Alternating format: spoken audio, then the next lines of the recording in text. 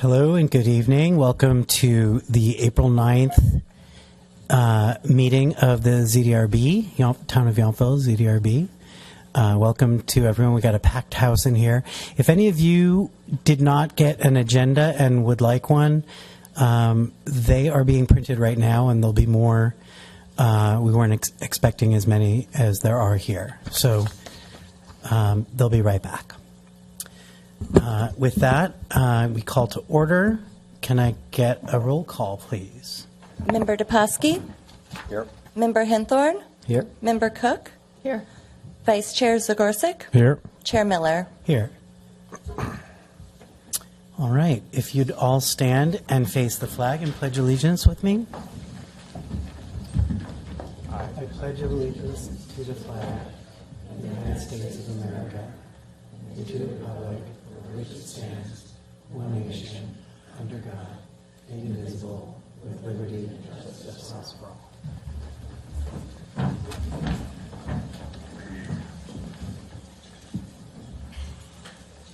All right, the next item is to move to adopt the agenda. I will make a motion to adopt the agenda. Great. I second it. Thank you. All in favor? Aye. Aye. Approval of minutes. We have approval of minutes from the February 13th, 2024 ZDRB meeting. Is there a motion? Anyone? I make a motion to approve the minutes.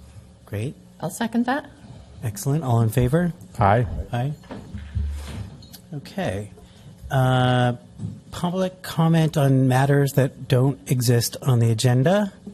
Is there anyone that has anything to say that doesn't appear on the agenda? Okay. We'll move on. Presentations.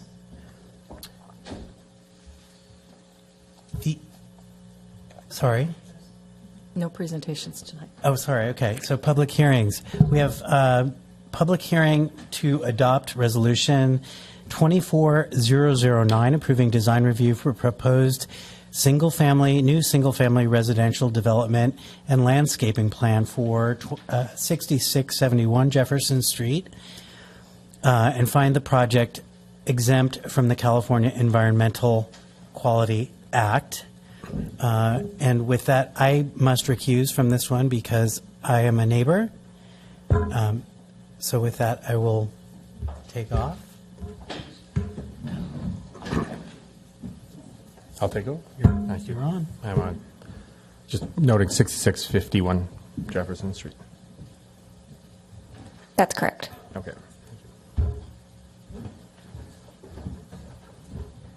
All right, good evening, Vice Chair Zagorczyk and members of the board. The first item before you is the design review for a new single-family residence and landscape plan at 6651 Jefferson Street. Staff is recommending approval of this project subject to the conditions of approval that were outlined in Exhibit A provided to you in the staff report packet, with any additional conditions seen as reasonable by the board.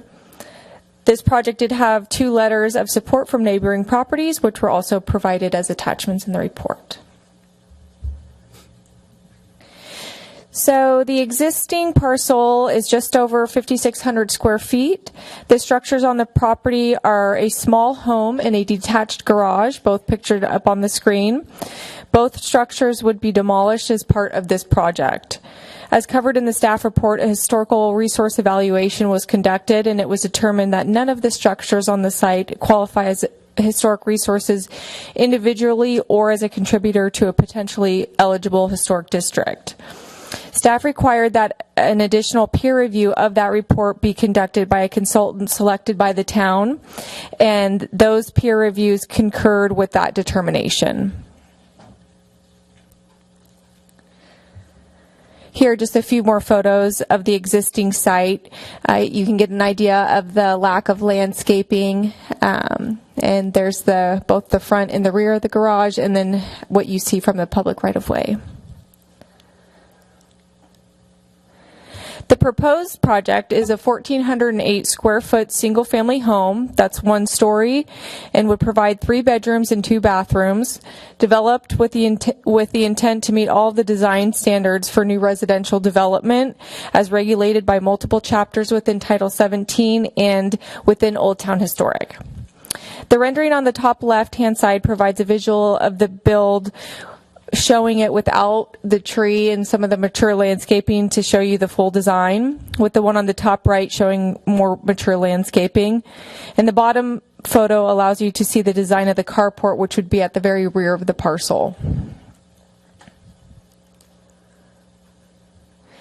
Notable elements of the proposed project that can be seen from the public right-of-way are intersecting roof lines of the standing seam metal roof, a shed roof style dormer, chimney, variations in setbacks creating dimension and relief from potential massing, and a combined use of horizontal shiplap siding and natural stone veneer as finished materials. Casement and awning windows are used, as well as low-profile fencing and a pedestrian path within the WELO-compliant landscaping. Wood gates on either side screen trash cans, mechanical equipment, off-street parking requirements, while also providing some privacy for the master bath, which you don't see in the rendering because it's just behind it.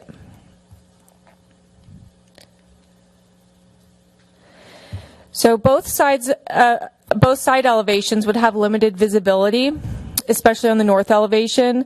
The south elevation can be seen on the bottom of the screen. I've inserted an arrow to show where the rendering and the architectural plan line up, just to give you an idea of where you're at.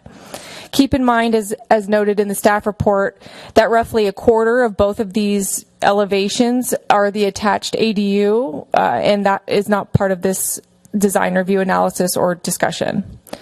From the far right, or from the right to left, it's the last quarter on the north elevation, which is the top elevation, and it's the first quarter on the bottom elevation.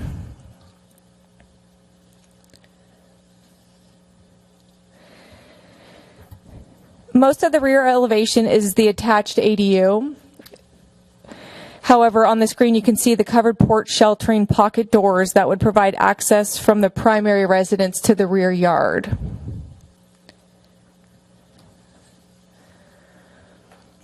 The proposed landscape plan includes a number of shrubs, grasses, perennials, and vines. According to the plans, plantings will cover 1,649 square feet of the lot, while pea gravel will be used for about 397 square feet of the lot, and 500 square feet would be of permeable pavers. A 3-foot fence would run along the front of the property, with the gate providing access to that pedestrian path. Off-street parking requirements are exceeded with 2 completely screened spaces and 1 regularly screened parking space, which you can see along the bottom of that landscape plan.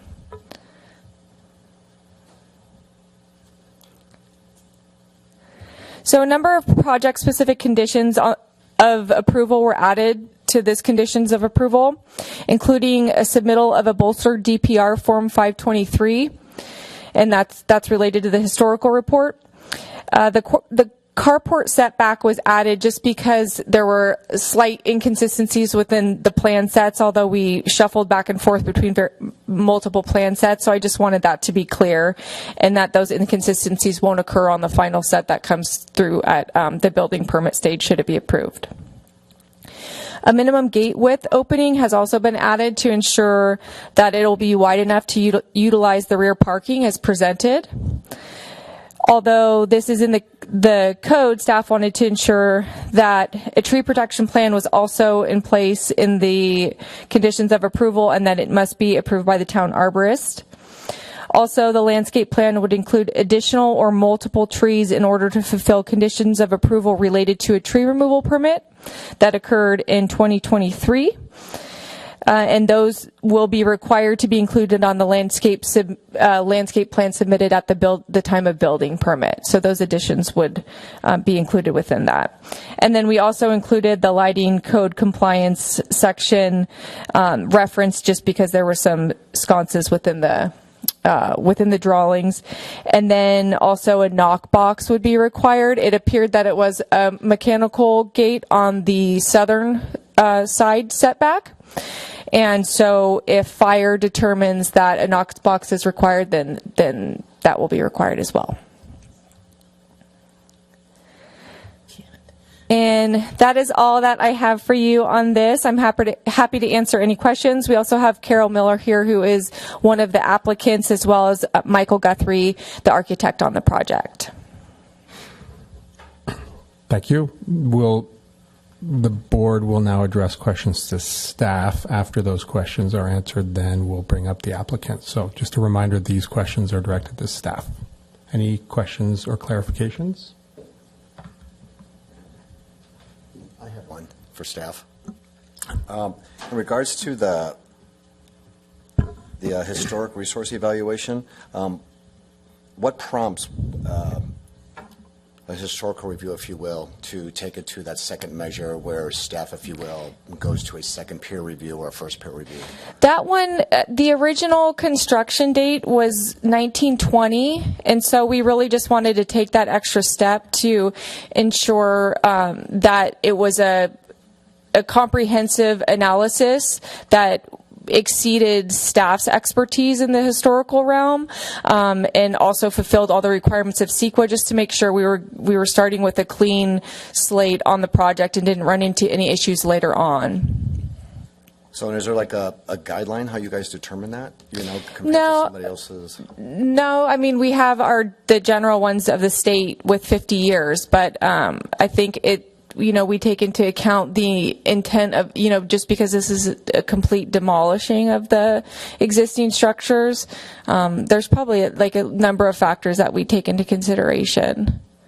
So given that this, if I'm reading the language correctly, that part of it's not an issue anymore, historical giving your second findings, if you will, from Correct. the form. Yeah, and I think that the peer review showed its worth in the bolstering of the historical evaluation that occurred. So what you saw in the packet was the revised historical report. So the initial and the final peer review done by Environmental Science Associates, but there was actually a previous historical evaluation and previous peer review that got us to what went to you in the packet. How is that paid for? I mean, I know like the client, if you will, pays for the first historical review. So when you take it that one additional step further, like who's responsible for that? It's within the land use application deposit. Okay, that's it. Okay. I do not have any questions, believe it or not. Nor do I.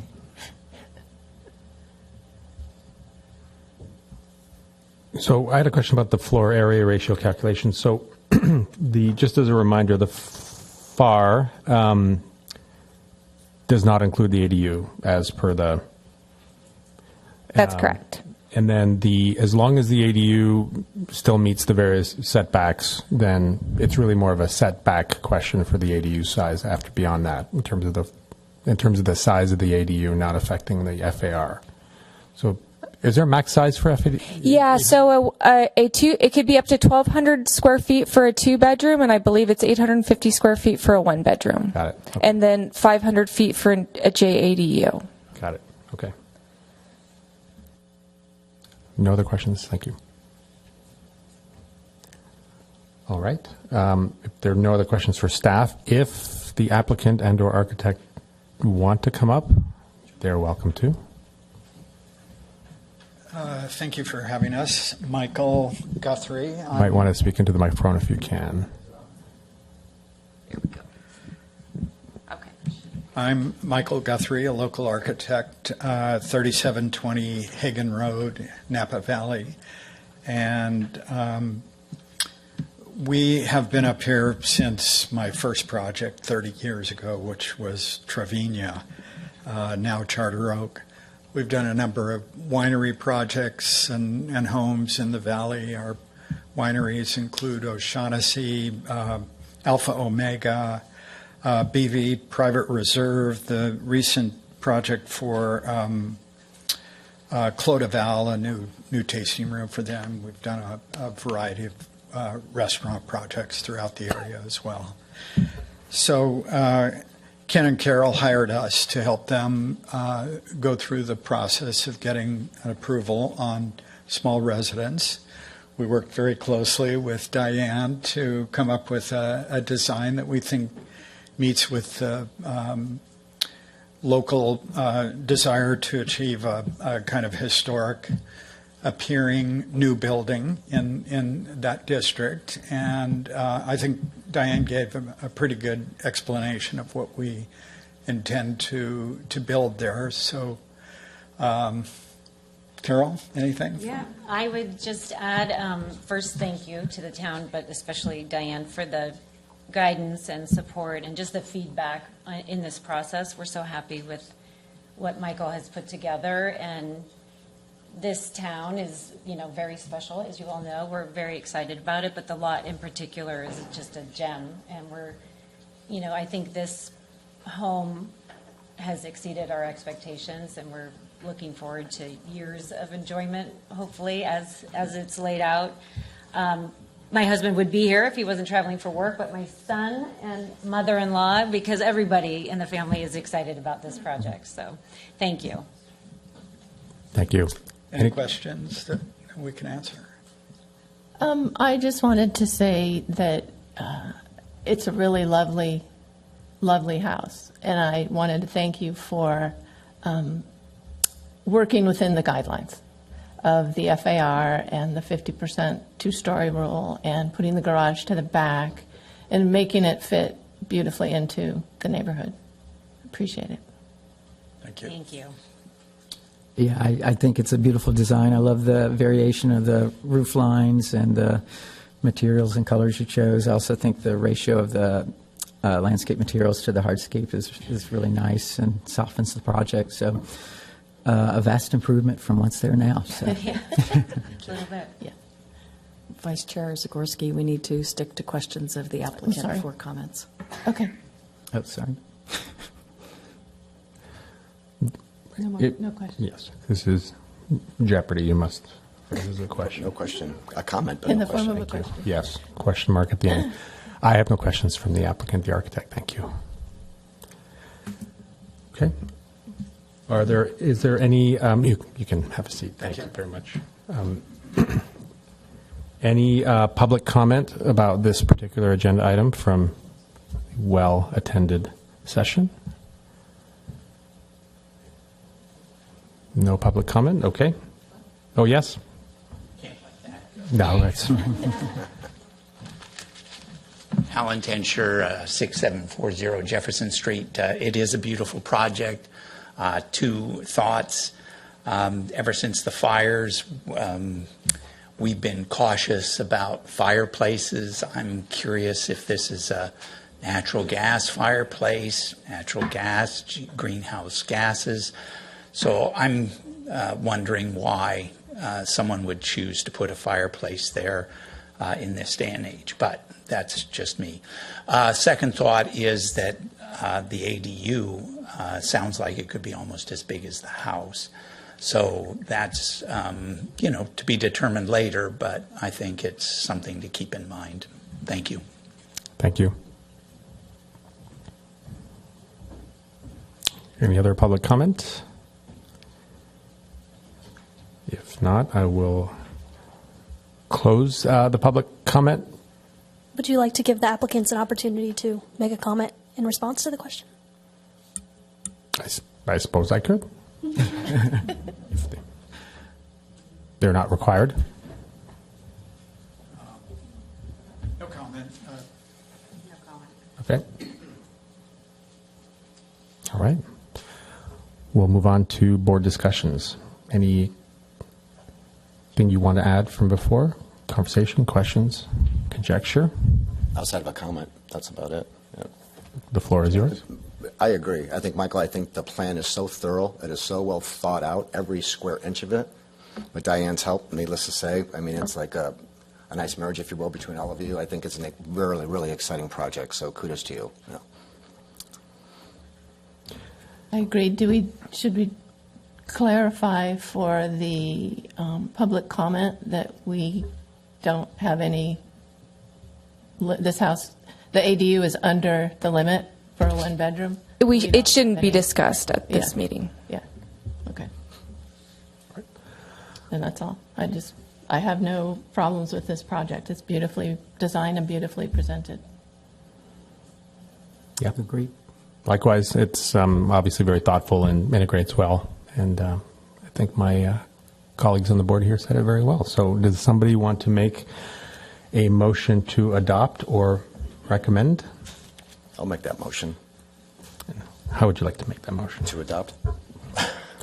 Absolutely. It is, yeah. So you make a motion to adopt the resolution as stated in the staff report? Correct. Anyone want to second that? I will second that. Do we need to say with the conditions that have been put forth, or? I think staff understands the direction that it'll be. Under the umbrella of staff report as phrased, but yes. Did I hear a second to that? Yes. All in favor? Aye. Thank you. Well done. Thank you. Thank you.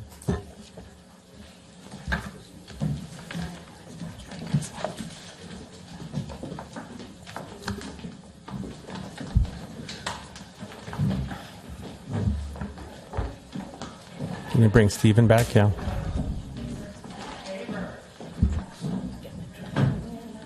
That is really well done. Oh, yeah.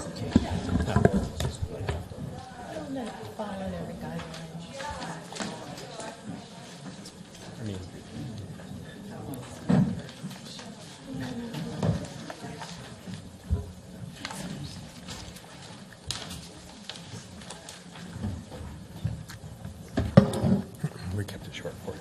Yeah, thank you.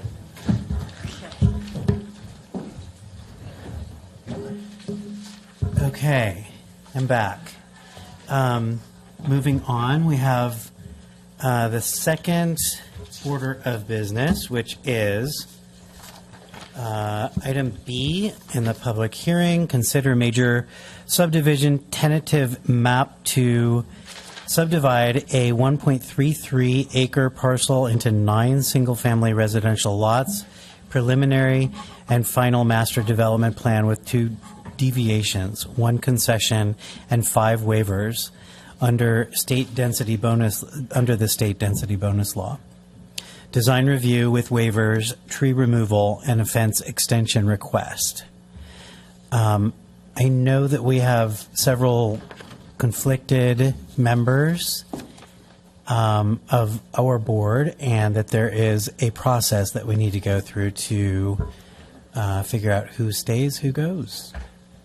Yes, given that we have 3 members that are recused from this item, we have to draw a name so that we provide for 1 additional member that's recused to be able to have a quorum for this item. So, Acting Town Clerk Hillary Getty has a cup with a name, so we'll draw a name out of there. Just to be clear, the name is drawn is the one who is staying. Is that the idea? The name drawn is the one that will be staying. And who are the 3? Just it's myself. First, can we have all 3 of the members with a conflict state what the source of the conflict is? If it's a business entity, state the name and your position and a general description of what the business does. If it's property interest, you can either state that it's your primary residence, or you can give the address if it's not your primary residence. And then from there, we will move on to the selection process. Okay, I have a conflict as we own a property that is not our primary residence at 6922 Yonge Street, and it is in proximity to the project. I'll go next. I heard that. Oh. I have a conflict as we own a property at 6922 Yonge Street that is not our primary residence, and it is in proximity to the project. I'll go next. I also have a property conflict. Primary residence is within the radius. And I have a conflict as I received financial compensation for being involved in the project. Can you state the name of the firm you work Kenneth with? Raymond Design. Great. And what kind of work do you do for them? interior architecture and design. Perfect. So it's my understanding that Member Toposky is going to Recuse myself. recuse himself. He's chosen not to participate in the random selection process, so I'd ask that he leave the room now. Done for the night? Yes, you're. I'm going to go watch on video? Okay. Thank you all. Thanks, Ken. Thanks.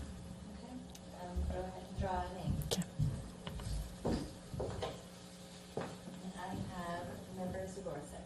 Okay, thank you. There's a member that is staying, correct? Okay. All righty. Then I shall be leaving too. Good night. Good night. Good night. Have fun. Thank you, Kim. I'll also take this opportunity just to state for the record that this participation is required under Chapter 17192 for master development plan approvals, for design review approval under Chapter 17188, and for the other the various approvals required by the Yountville Municipal Code require this participation here because the ZDRB is the only board authorized to make the recommendations required by the code. Thanks.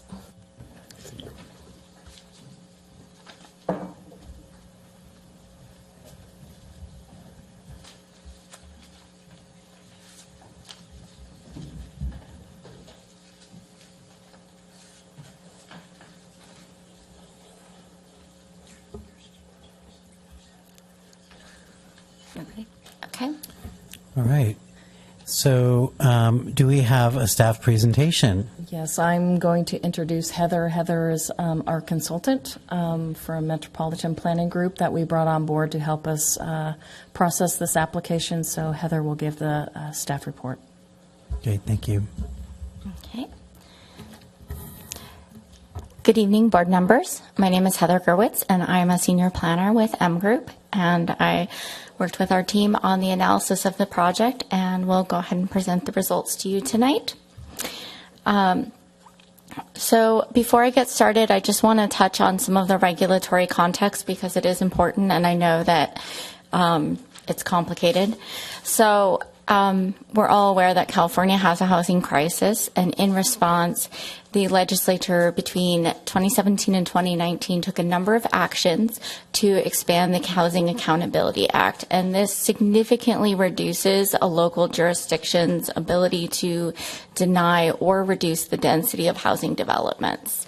And what that means has been interpreted by the courts over time and tends to be very broad. Oh, right, sorry. Okay. Oh. I have to look up here. I was looking at my screen, clicking away. Okay. The other thing that you need to keep in mind is state density bonus law. So if 10% of the units of a housing project are low, moderate income, then the project is eligible for concessions and waivers, which are essentially of any standards that a jurisdiction has that would limit their ability to develop the property at the density that they have proposed. So a concession can only be denied if it would not result in an identifiable and actual cost reduction, would have a specific adverse impact on public health and safety or any real property that's a historic property, or would be contrary to state and federal law.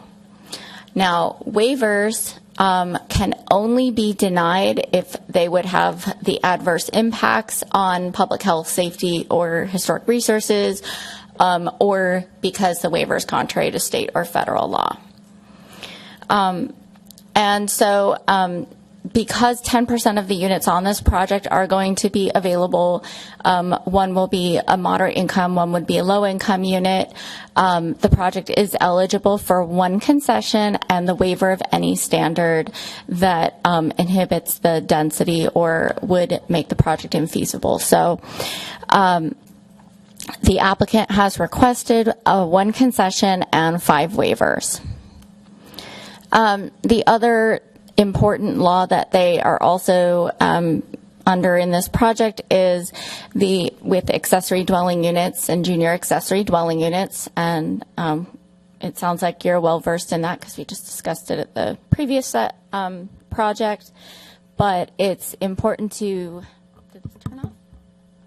Okay. It's important to keep in mind that ADUs, in addition to being ministerial approval, so you'll see them in this, but they are not subject to the discretionary approval. But they do have different setbacks. So side and rear setbacks for ADUs and JADUs are only 4 feet. And also they are, by state law, you cannot include them when you calculate the site density. And you have to allow at least one ADU and at least one JADU on residential lots. So the project overview, it is a 1.33 acre site located at 1980 Yountville Road. Currently, there is a single family residence on the property that is a historic property based on the architectural features that are characteristic of a farmhouse from the late 1870s when it was built, as well as the craftsman features that were added in the 1920s. There's a cottage that is not considered historic, and there's various outbuildings. It has paved driveway and existing utility services. So their proposal is to create 9 single-family lots, and they will relocate the existing house and the cottage onto one lot. Those will become the low-income and moderate-income units, and they will be on Lot 1, and then on the remaining 8 lots, they will construct new single-family residences. Lots 6 and 7 will both have JADUs as well.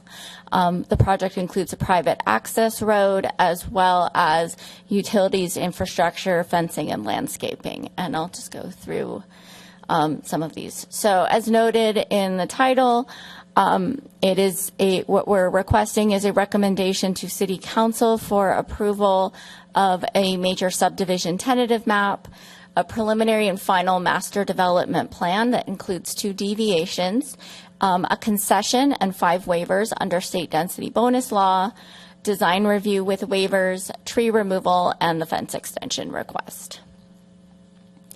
The project, because it is have enough units, I believe it's 5, is subject to the inclusionary housing requirement. So 15% of new units must be reserved for very low, or moderate income households.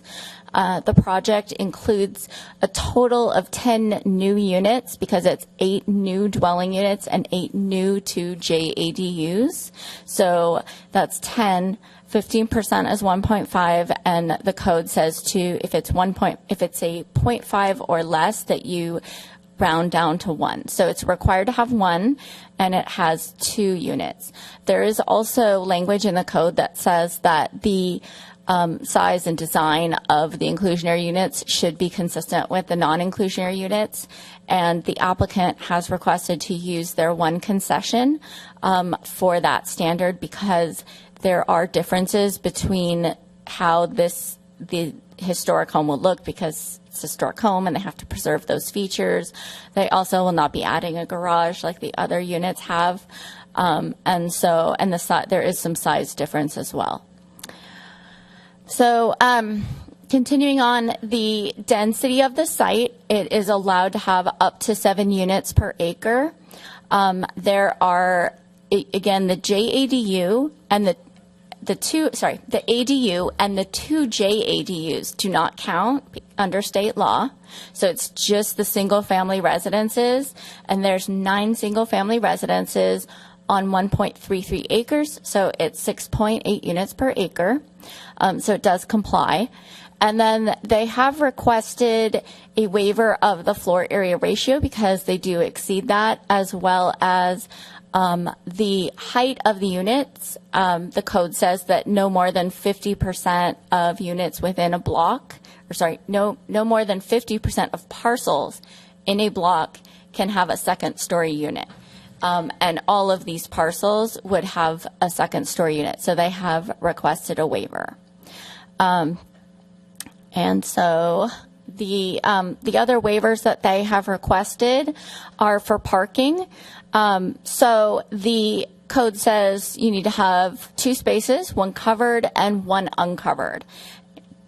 And the way that Lot 1 is with the house, the applicant has told us that they would have to rearrange the lots essentially if they were going to make it feasible for them to put a garage in or to put a parking covering. So they have asked to waive that under density bonus law. Also, the code requires that no more than 50% of the lots have more than a 10-foot wide driveway, but all of the lots have driveways that are 18 feet wide. And so in order to be approvable, it requires a master plan deviation to allow for the wider driveways for all lots. Okay, tree removal and preservation. So there are 47 trees on site. Includes 9 heritage trees as well as ornamental trees and native oak trees. The project proposes to remove 11 trees, including 1 heritage tree. And so we have placed several conditions of approval. They are in the staff report if you want to read the full extent of them, but I just wanted to call out a couple things in it. One is that in addition to all of the tree protection measures, they are required to pay a $10,000 deposit in the event that any of the trees that were not permitted are inadvertently removed or damaged. And then also any trees that are damaged through the development process have to be replaced at a 1-to-1 trunk diameter ratio. So if it's a 24-inch tree and they plant 1-inch diameter trees, they would have to plant 24. Or if it was a 6-inch diameter tree that they were planting, they would have to plant 4 6-inch diameter trees. So the diameters have to be the same. So fencing, there are several types of fencing on the site, and the boundaries that they share with the condominiums at Yountville Crossroads is a 6-foot opaque wood fence that will have a 2-foot semi-opaque fence extension that will surround the border.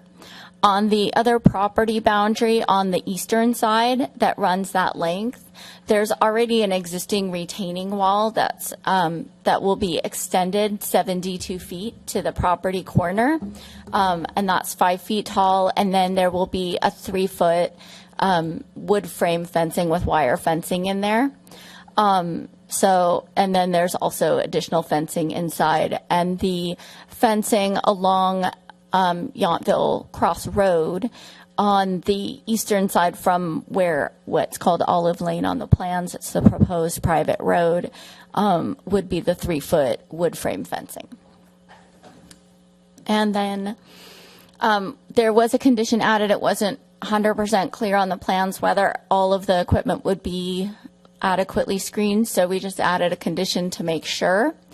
On the original plans that were submitted, there's a utility transformer for electricity that was in the front yard of Lot 1, and the code does prohibit the placement of utility transformers. So we said it can't be there, or you need to figure something else out. And the applicant said that they basically just took it off the plans and said PG&E will decide where it has to go. Well, if PG&E comes back in 2 months and says, no, it has to go there, it can't go there because it's not allowed. So we've put it in as a master plan deviation so that if it needs to be placed in that setback front yard area, then that deviation would allow for the electrical utility transformer to be there.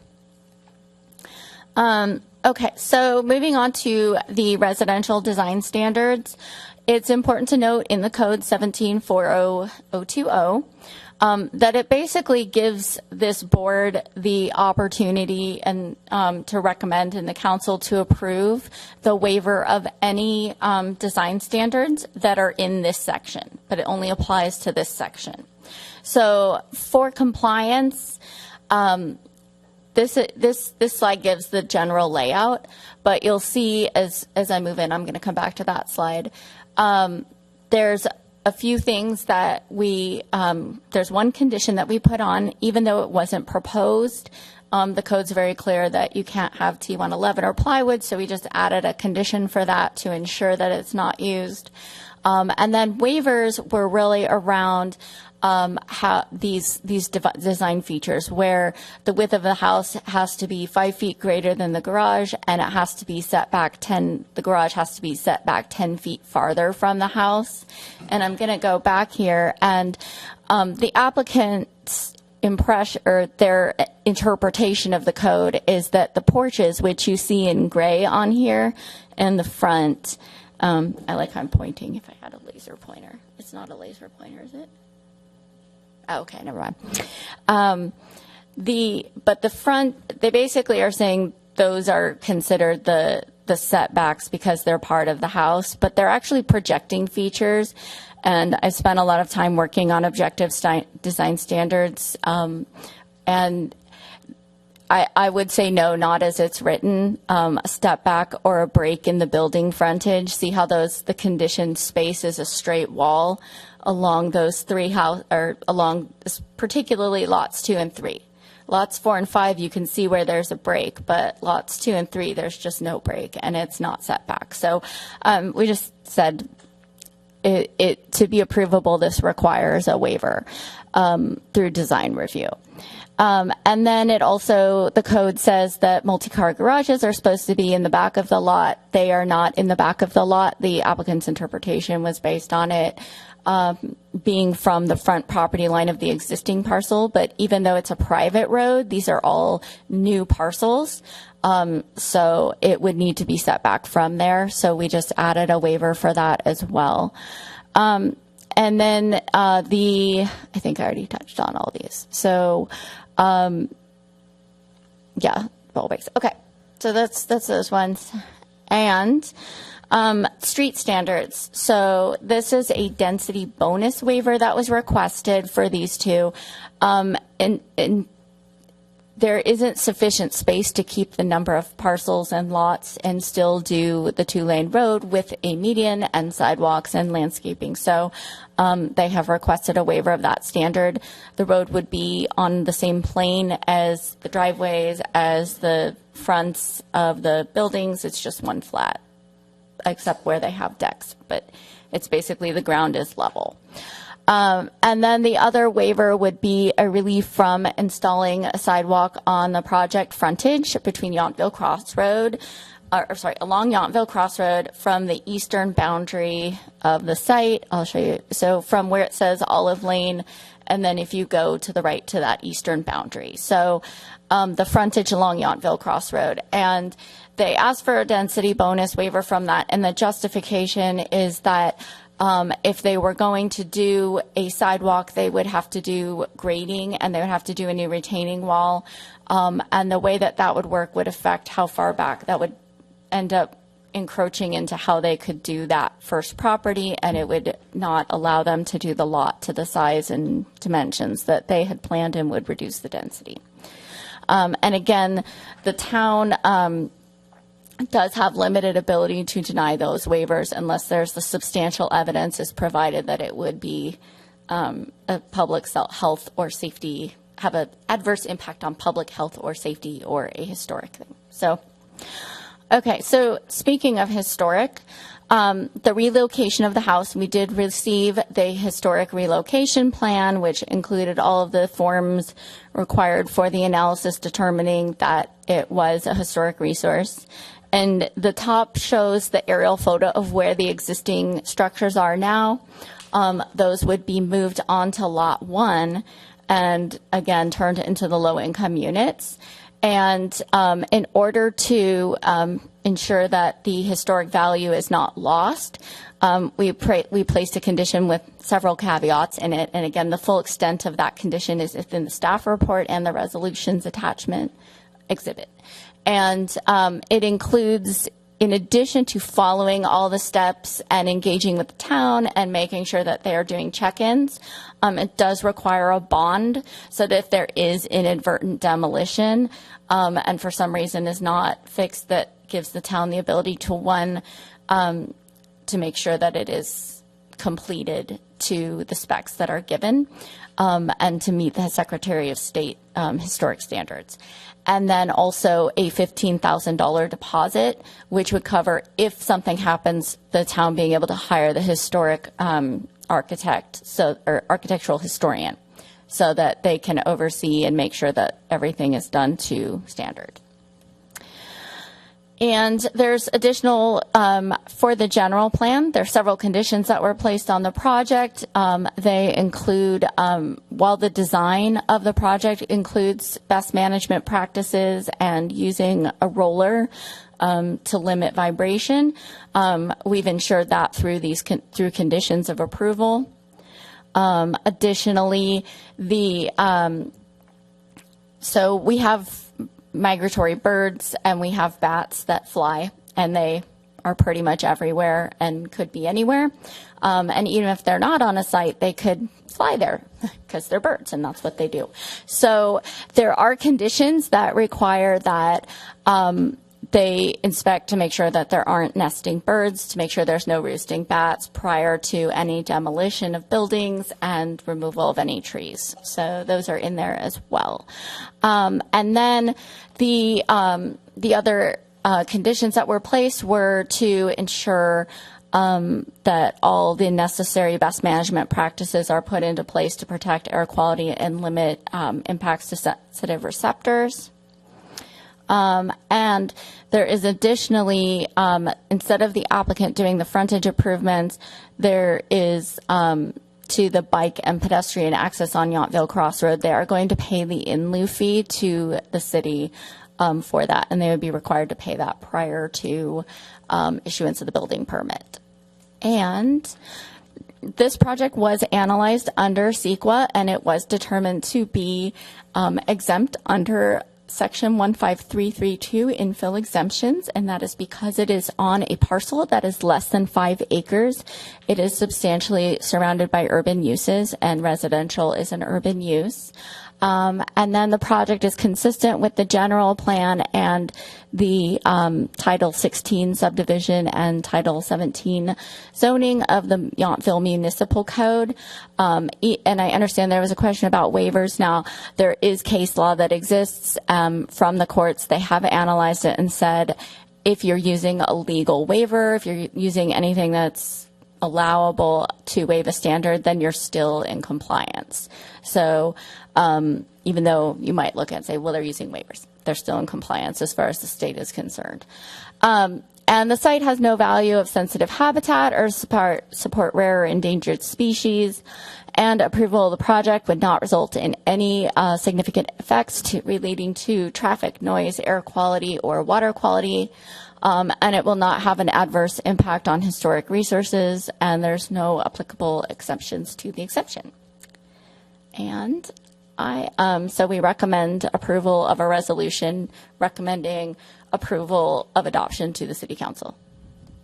And I'm happy to answer any questions. Thank you. Thank you for the report. That was great. I'm sure there are questions. I think I need to just disclose that I did visit the property and I met with the owner, but I have walked the property and I'm familiar with it intimately. So I just wanted to disclose that. And then, do you guys have any questions of the staff? Yes, I do. I also visited the property this afternoon. I just walked it by myself, so did not meet with anybody, but just wanted to get a better understanding of the layout, the tree situation. So first question is just a broad question that will probably end up answering some of my other questions. But in the report, it says as far as not, well, just as far as not being able to deny a concession or a waiver, if denial would physically preclude the construction of the development at the density proposed, is the definition of density the number of dwellings, or is it also the square footage of the dwellings? I think it would be the number of dwellings, but the case law on it from the courts of appeal have interpreted density bonus law waivers or a developer as being entitled to these waivers anytime a development standard would preclude the project as proposed. it's been a broader interpretation than maybe just a straightforward reading of the text would suggest, or a reasonable person could interpret differently. But there is case law where, coming out of San Diego and Berkeley, where there was a project that could theoretically have been redesigned to remove a courtyard to meet certain setback standards, but the court held the city was precluded from denying the project or conditioning the project on removing that courtyard, and they were required to waive that standard. So that has guided staff's interpretation of this project. Okay.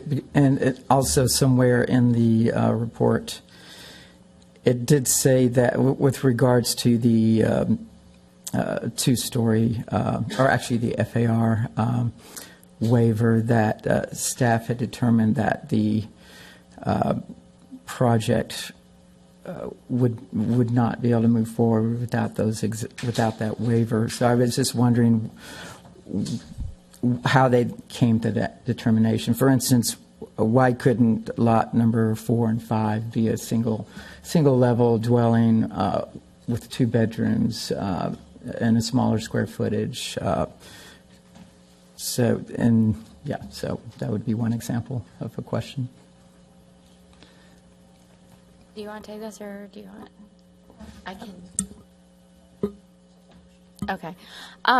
So essentially, if the applicant has provided in writing to say, and they provided their explanation of why they felt like this was how the project was designed and had to be done in order to achieve it and make it feasible. So it gets really tricky, and that's why I kind of was looking at Mackenzie, because there was heavy involvement in the lawyer from legal counsel in terms of determining these things. So I don't know if you want to. Sure. Okay. So building off of my no, you're great. Building off of my last answer, the court seemed to take the position that you can only you have to grant these waivers even if it could theoretically be designed a different way that would meet these standards. You need to grant a waiver for the development as proposed, unless there's a specific adverse impact on health and safety that can't be satisfactorily mitigated. There's an adverse impact on real property listed in the California Register of Historical Resources, or if it's contrary to state or federal law. And staff looked at those permissible exemptions or exceptions where you don't have to grant a waiver.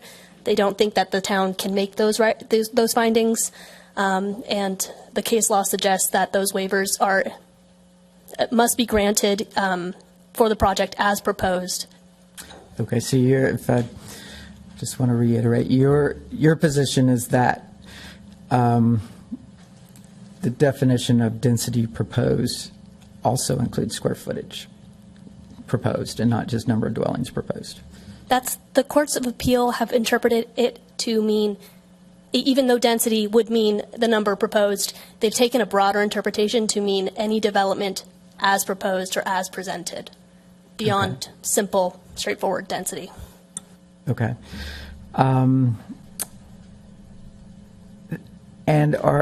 So assuming, understanding that the requested concessions and waivers aren't to be debated or challenged, are we allowed to ask for consideration of changes, even though there's no obligation potentially under? Yeah, I think the real concern is if you were to disapprove a project based on those issues. We don't, but conditions of approval are more flexible, and you have more discretion in that area. Okay. Well, I have other questions, but I'll let you guys jump in. Michael? Sure. I can go for a little bit, but then if you want to pick up where you left off, we can do that. I'm just reading through a document. So in the staff report, the main concession, I'm just going to read it, and then I was hoping you could clarify it for me. Relief from the requirement that the size and design of inclusionary units be reasonably consistent with the non-inclusionary units. Can you explain what that means exactly? Because that is positioned as the main concession, if I'm correct. Yes. So the concession, essentially what there was a lot of back and forth. So the historic home is being used for the low-income units. And so they are not obviously reasonably the same as the other ones because if you had a chance to look at the development project, the historic home has that wraparound porch, it has the gabled roof, it has the shingles, but it also is not the same size as the other units. So, for example, the house is 1,160 square feet compared to, the smallest of the lots 6 and 7, the actual house, and this is just the house because, of course, we're not analyzing the JADUs, is 1,749. Whereas, most of them are in the 2,000 square foot range. So it is a significantly smaller house. So, and again, there's no garage, and the other units will have a garage. So when we look at what the code says, it was very clear that did not meet that requirement. And they asked to use their concession, and they did provide a letter saying that essentially the cost of renovating those new units was a cost savings that would then allow the project to move forward. And because they provided that evidence, and again, there's no health and safety adverse impact or on a historic resource because it's going to preserve the historic resource, and it's not contrary to state and federal law. So essentially it's in compliance. So the requirement, is that a town requirement? Yes, that's a town requirement. And the town requirement typically says that the low-income units can't be substantially smaller than the smallest of the non-low-income units. Is that? It requires that the size and design of inclusionary units be reasonably consistent with the non-inclusionary units. I see. So the decision to use the historic building as the low-income unit allowed for this particular concession, essentially. Yes. Are you allowed to talk about the process that you went through to get to this point? I'm just curious because there was earlier proposals and it's changed somewhat, so I'm just curious. It hasn't changed substantially, but we received a first application, and we sent an incomplete letter, and then we received revised plans that were still incomplete, and we did not believe to be in compliance with the code. And that was, let's see, I don't have the timeline in front of me. That's okay. No, it's just an anecdotal. The best that I can. Completely fine. We responded again with an incomplete letter, and we received a third application and a clear indication that we should be accepting that because of the timelines.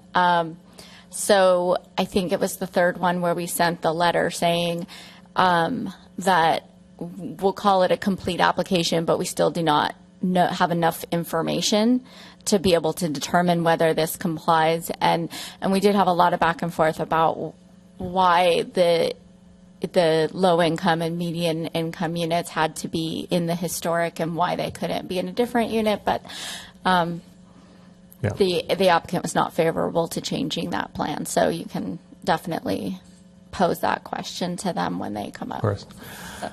And because I think one of the earlier, I could be wrong, plans had a lot of JADUs, like more like one per. Mm-hmm. And is it, based on my understanding of how you set it up, is that the requirement for lower extreme, very low income is the total number of units inclusive of JADUs. So if, say, the 8 new units each had a JADU, that would count as 16, which would require 2 lower, very low.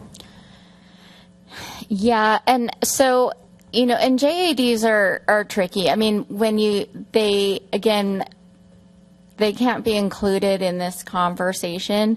The floor space is still there. So essentially now there's a waiver of the floor area ratio. But the design of the units is Yeah.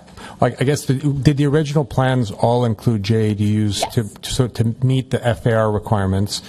And then when the JADU count required more of a minimum for low-income units, the JADUs were removed in order to not have too many low-income, and therefore are being required to modify and concede on the FAR requirements. Is that a fair statement? Yeah. Okay. I had another question, then I'll pass it on. It's just on that. Ms. Anderson, I'm curious that you mentioned about courts and appeals. How did those original scenarios and precedents that you referenced end up in court in the first place? I don't know if you know that, so I can appreciate if you don't. Yeah, off the top of my head, I think one of them came from, this would be the Berkeley case, came from an outside, a neighboring property owner who was not happy with the approvals, and the court held that the city had proceeded pursuant to its state law requirements and upheld all of the city's approvals, and said that there was no substantial evidence that would have required them to disapprove the waivers, double negatives, if that makes sense. Yes, I believe generally it comes from a plaintiff that is aggrieved by the approval, and the courts have upheld the city's findings in those cases and upheld the project approvals.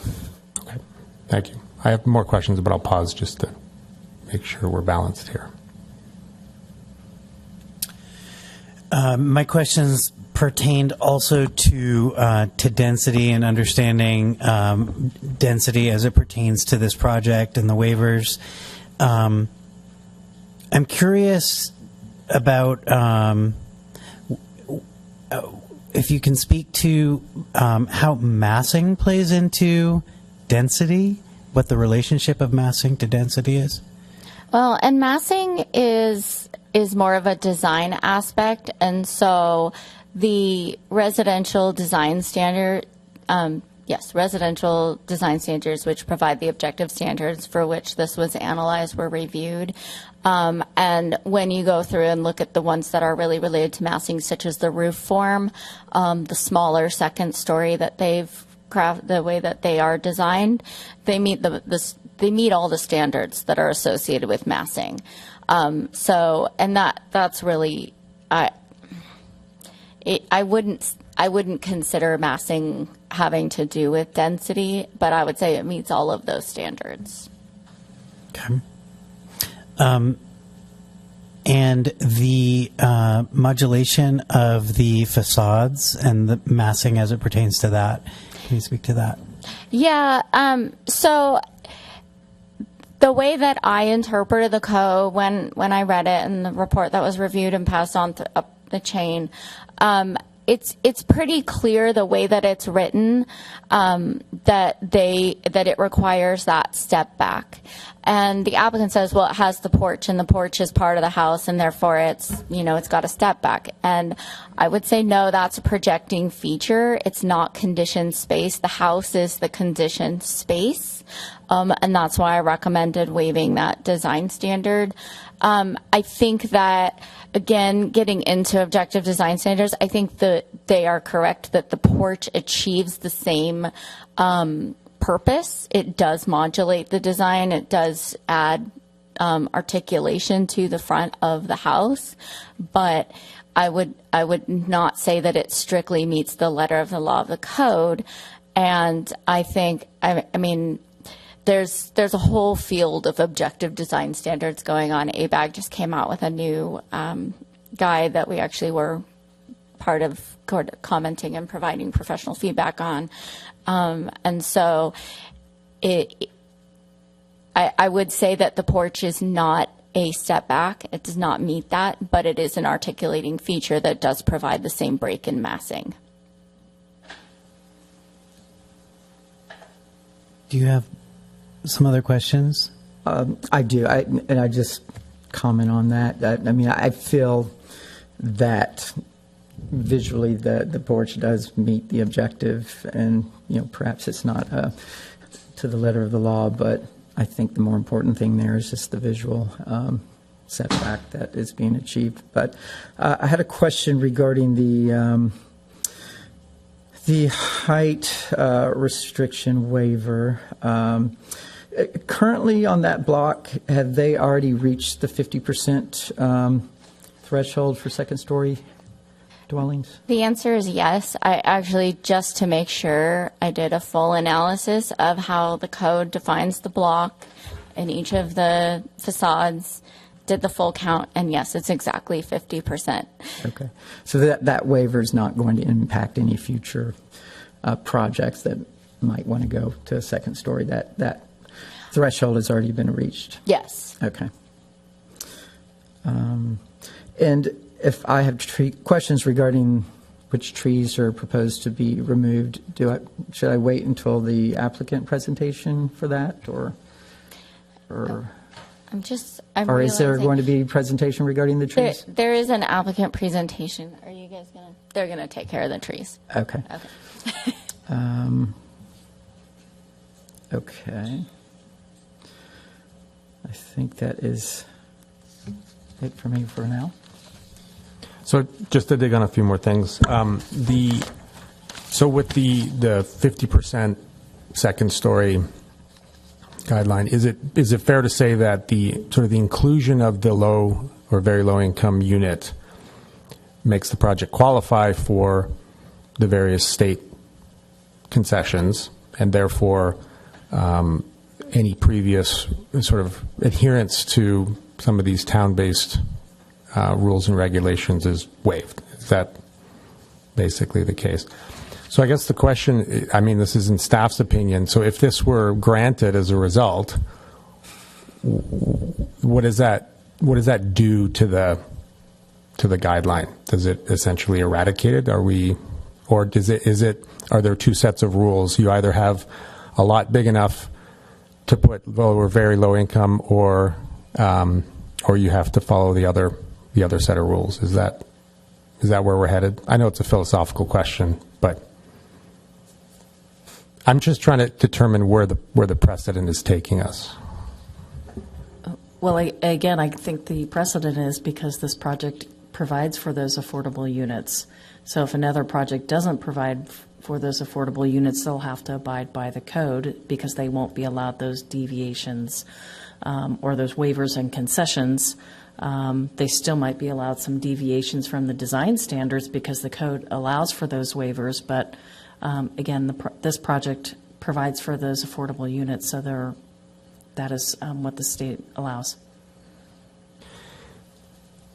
Another question. Along Yountville Cross Road, is there, what is the town's, I don't know if it's a town, county, or state requirement for, we'll call it hardscape parking access? I think there's something about emergency vehicle stoppage areas. So essentially the setback between the road and the frontage of a property has to allow for a minimum footprint.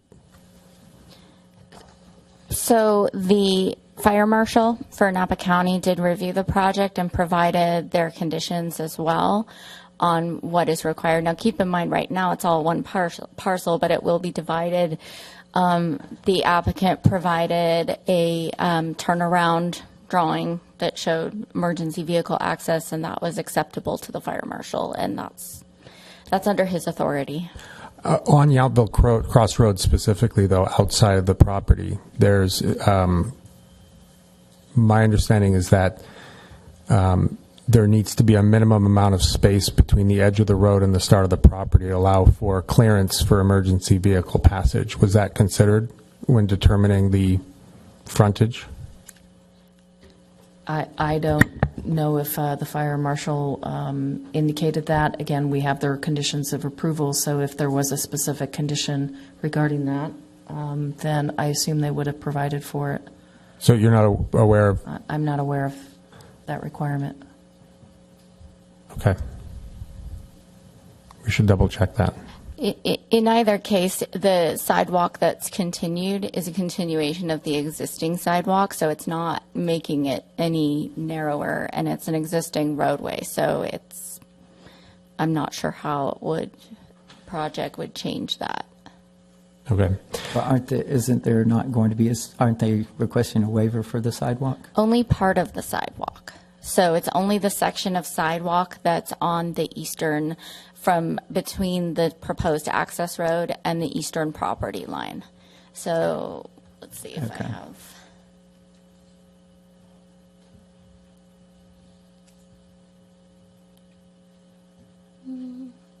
There we go. Okay, so on the, you can actually kind of see it at the very, very bottom from what they call Olive Lane there, and then to the west there is a proposed sidewalk, and then on the other side there would be no new sidewalk from Olive Lane. In front of to 7 and 9? side. Yeah, Correct. so Okay. yes, thank you. That's an excellent way to say it. Is the eastern border of this property or the property to its east the town border? The property to the east is not, it's, the town border is one more parcel. And that parcel was also made exempt from putting in a sidewalk as well, way back. We're not sure of what that history of that project Okay. was.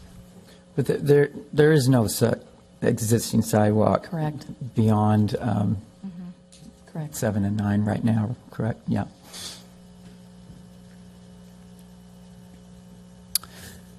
Any other questions for staff? Can we bounce back to staff if we need to? Okay. Okay. Thank you. Are you good? I'm good. Okay. We're ready for the applicant or the architect to step up and present. Good evening, Chair Miller, members of the board, remaining members of the board, I should say, friends and neighbors. Thank you all for being here. My name is Terry McRae. My wife and I have owned real estate and been a part of the Yountville community for over 12 years now. I have a bachelor's in engineering from Cal Poly at San Luis Obispo, and my wife has a hotel management degree from Cornell University. We started visiting the Napa Valley from our Bay Area home when our younger daughter wanted to do a birthday party that featured olive oil tasting, and we fell in love with the valley at that time, and in particular Yountville. We walked by this amazing property on Yountville Crossroad many times with our aging Westie, even putting an expression of interest in their mailbox at one point, and ended up able to acquire the property in late 2022 with the hope of building our dream home. Turns out the zoning and the town regulations and other things made it impossible to do that, and it was much more suited for an infill subdivision the way it's zoned and set up. In the process, we actually learned that the town needs more housing options, and that the state is anxious to have more housing options. So we assembled a team of professionals to create the project that you now have in front of you for your recommendation to the town council. I want to thank Town Manager Ralston, Planning Director Borba, and the entire Town of Yountville team who worked with us and collaborated with us to get the project where it is to date. If we look at the second, see how this works. Most of you won't be able to read that, but that's an outline of the team that we used to do this, just to familiarize you. I'm not going to introduce everybody on it. I do regret that our lead land use planner, Kirsty Shelton, many of you know, was not able to be present today due to health concerns. Kathy Austin, a local architect with years of experience in both Yountville and with infill projects, is going to do a summary of the project here in a moment. Also present in the room, I believe, is Michael Grimes of Madrone Engineering, our project civil, and Jeff Dodd of the Koblenz Law Firm. Jeff's an expert in state housing laws and is available to help with any questions that remain open after the staff's comprehensive discussion on the subject. So our project goals and objectives were clear from the beginning. I think I can, yeah. Ooh, I suppose I can't zoom that in, can I? Well, I'm going to just touch on a few of these. So our first objective was to create needed housing units, including affordable housing. Initially, only one affordable unit was required. We're not trying to use in lieu of fees to meet these housing obligations. Instead, we're building 2 units as part of the project. And I would just answer one question while we're there, and that's the JADUs initially were proposed were not removed to require or to change the amount of affordable units. They were actually removed at the request of the town who wanted them excluded. We left 2 of the original 8 in the picture. We had a goal to create a design that reflects the character of the neighborhood. These are modest and reasonably sized homes on lots that fit into the range that the town has decreed. The character of each of these homes is somewhat different. They're not lookalikes. One of the huge challenges was to preserve and protect the heritage oaks. This drove a lot of the design. While the goal was to create housing, we also wanted to make sure that we preserved the heritage oak trees and other trees on site that were usable and helpful. In other words, we weren't just being thoughtful about building around these, but we went to great lengths to figure out how to preserve these. And Kathy will talk a little bit more about how some of the layouts of the houses and the construction sort that out. We wanted to preserve and protect and feature the historic farmhouse. As a Yountville homeowner and a previous owner of a home on the East Coast that was more than 100 years older than that farmhouse, I feel connected to the history of the town and enjoy preserving relics of the past. The farmhouse reflects the character of the neighborhood because it's been one of the longest residents there. By keeping it, we're maintaining the consistency along Yountville Cross Road. One of our goals was to respect our neighbors and their privacy. Some of the design features and the way we've limited the second floors and managed view corridors and everything will demonstrate that. We wanted to create more opportunities for biking and walking. That was a goal that the town shared. They negotiated with us to help support that project. And at the end, we wanted a project that the neighborhood and the community could be proud of. We went through multiple meetings with staff and multiple submittals. From the first submittal in March of 2023 until now, the fourth submittal, there's actually been very little change. Only a few % has moved around. A lot of technical stuff, and we went through changes where the town staff is changing. We went through changes where the interpretation of the rules and the legislation and those things are changing. So not an easy thing. There's not a simple, straightforward way to get through all that.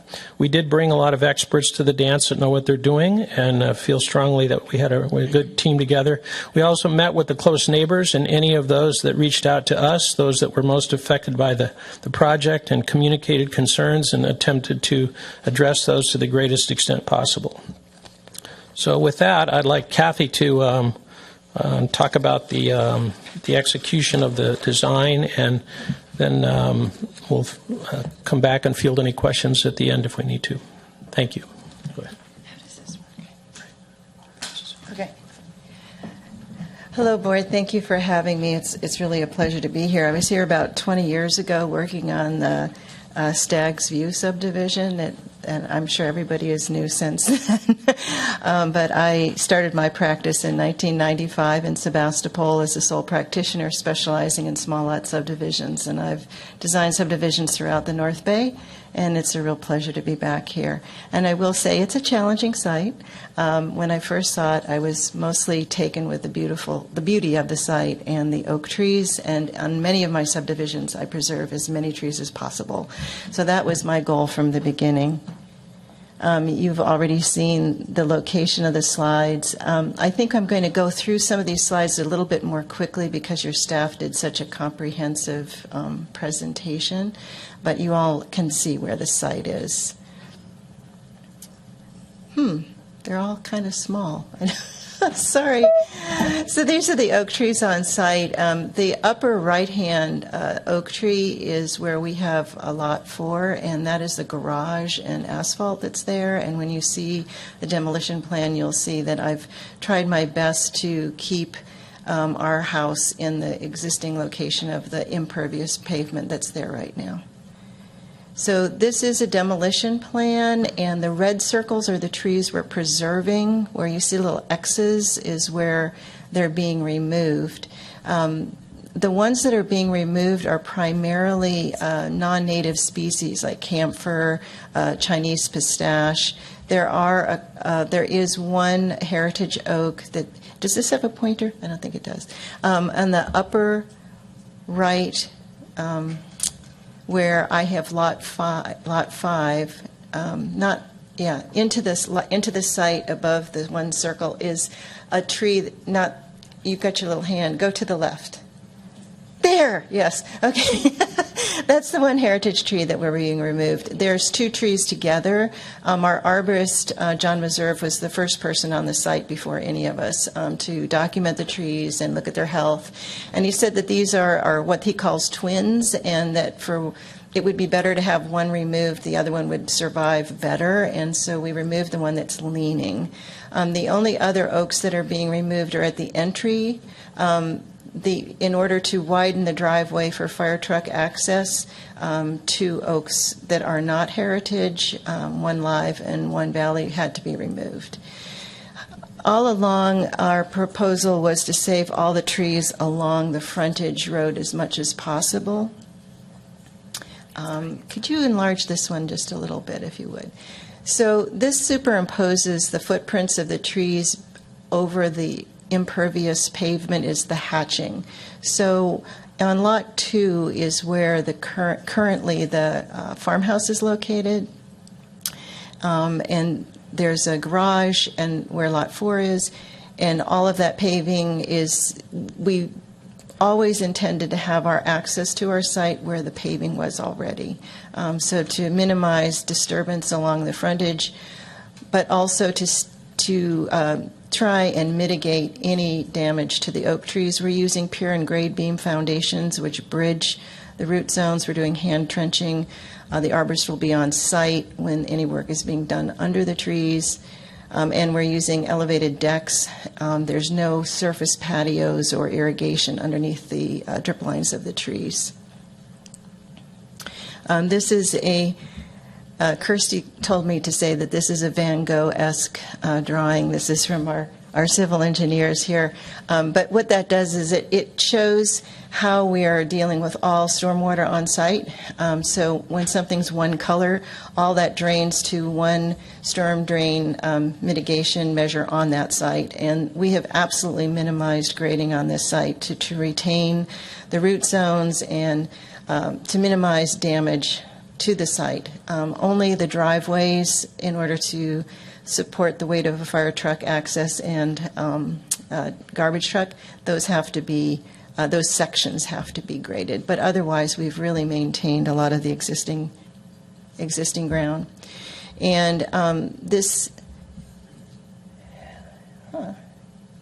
it's a little difficult. It's a little difficult to see, but we're dealing with stormwater mitigation on site. We're calling them rain gardens. They're bioretention areas, and they're away from the root zones of the oaks that should not have irrigation, but help to maintain stormwater treatment on site. This is some imagery from our landscape architect, Sandy Reed, who's wonderful. She couldn't be here this evening. Not only Kirsty can't be here, but Sandy can't be here, and Ivan, who designed the historic house, can't be here. So forgive me if I refer to my notes. I'm trying to cover everybody tonight. But we're going to be using a hardwood decking. It's similar to Ipe, but I'm told it's more ecologically grown. But this is the kind of imagery that our landscape architect is thinking of in terms of the decking. And her landscape plan is we're using all I think 36-inch box oak trees for replacement planting trees. So there's weird marks. It's like the PDF didn't translate. I'm sorry. Those weird dark lines shouldn't be there. That's odd. Maybe I'll go to the next slide. Oh wow. What we can do, I don't excuse me, Kathy. Yeah. So we converted it to be a PowerPoint presentation so that you could move through the slides. Oh. So what we'll do is pull up the original PDF, since that is an issue. It's just for presenters. Typically, PowerPoint is the best format, and this has only come up as a problem tonight, of course. Oh, dear. Okay. So. Well, thank you, and I apologize. Kirsty was in charge of that, and she's watching us from the hospital bed. So, Kirsty, PowerPoint. Would you be able to move me to the landscape plan on that? Oh, yeah. Okay. Yay.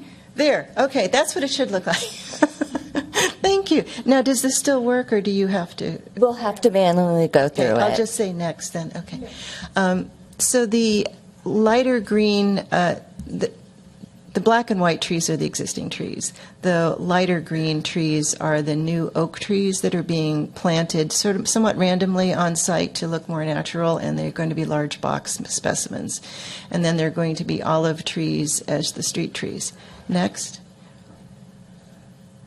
And then there's going to be quite a bit of hedging, which didn't get mentioned in the fencing plan. Along the east, there's going to be hedging as well as wire fencing set back, so to minimize the not being too tall to our neighbors to the east. And on Yountville Crossroads, there's going to be wire see-through fencing and then hedging, so it'll be a more natural look.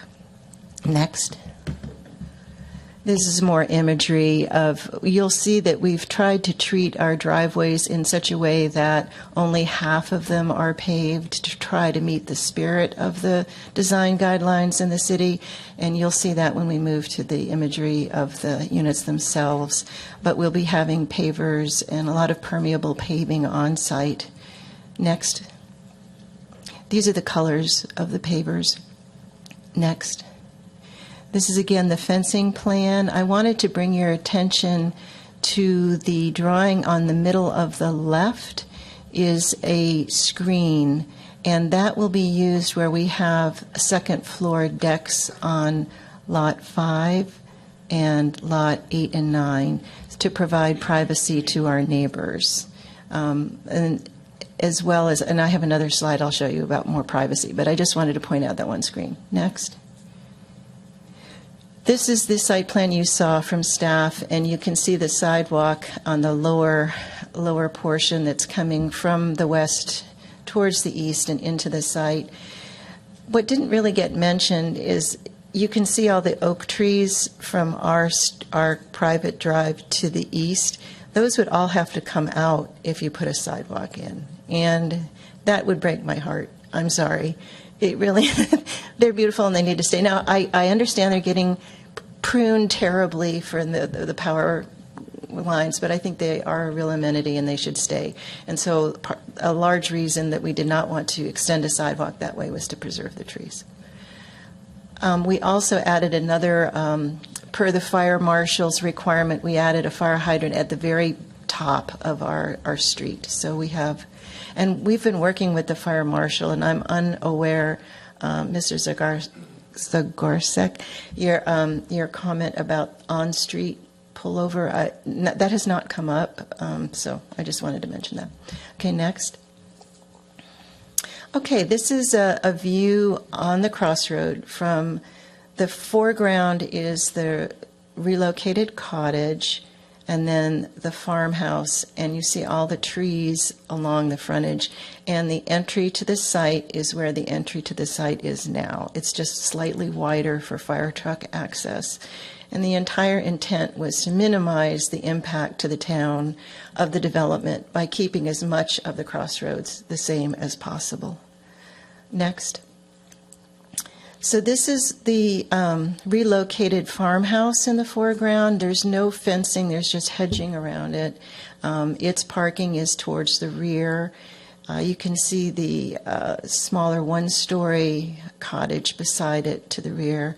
The color and treatment is, we've been working with a historic architect who said that this is perfectly age appropriate for the project. Next. Okay, this is a view looking into our new Olive Lane. And I know there's been a lot of discussion, and I'm afraid we're going to agree to disagree on the idea of the porch and the garage being 10 feet back from the porch. That was my interpretation when I read your regulations. I've worked in other cities where that is the intent, that the garage is set back from the front porch. I understand her point of view as well, but my intention was to meet your requirement, and that was my intent. And I think you can see that the porch and the landscaping that we're proposing to use will disguise and mitigate the driveways and garages as you look into the site. And keep in mind, this is a private road. Only the people who live there or their guests will be entering this road.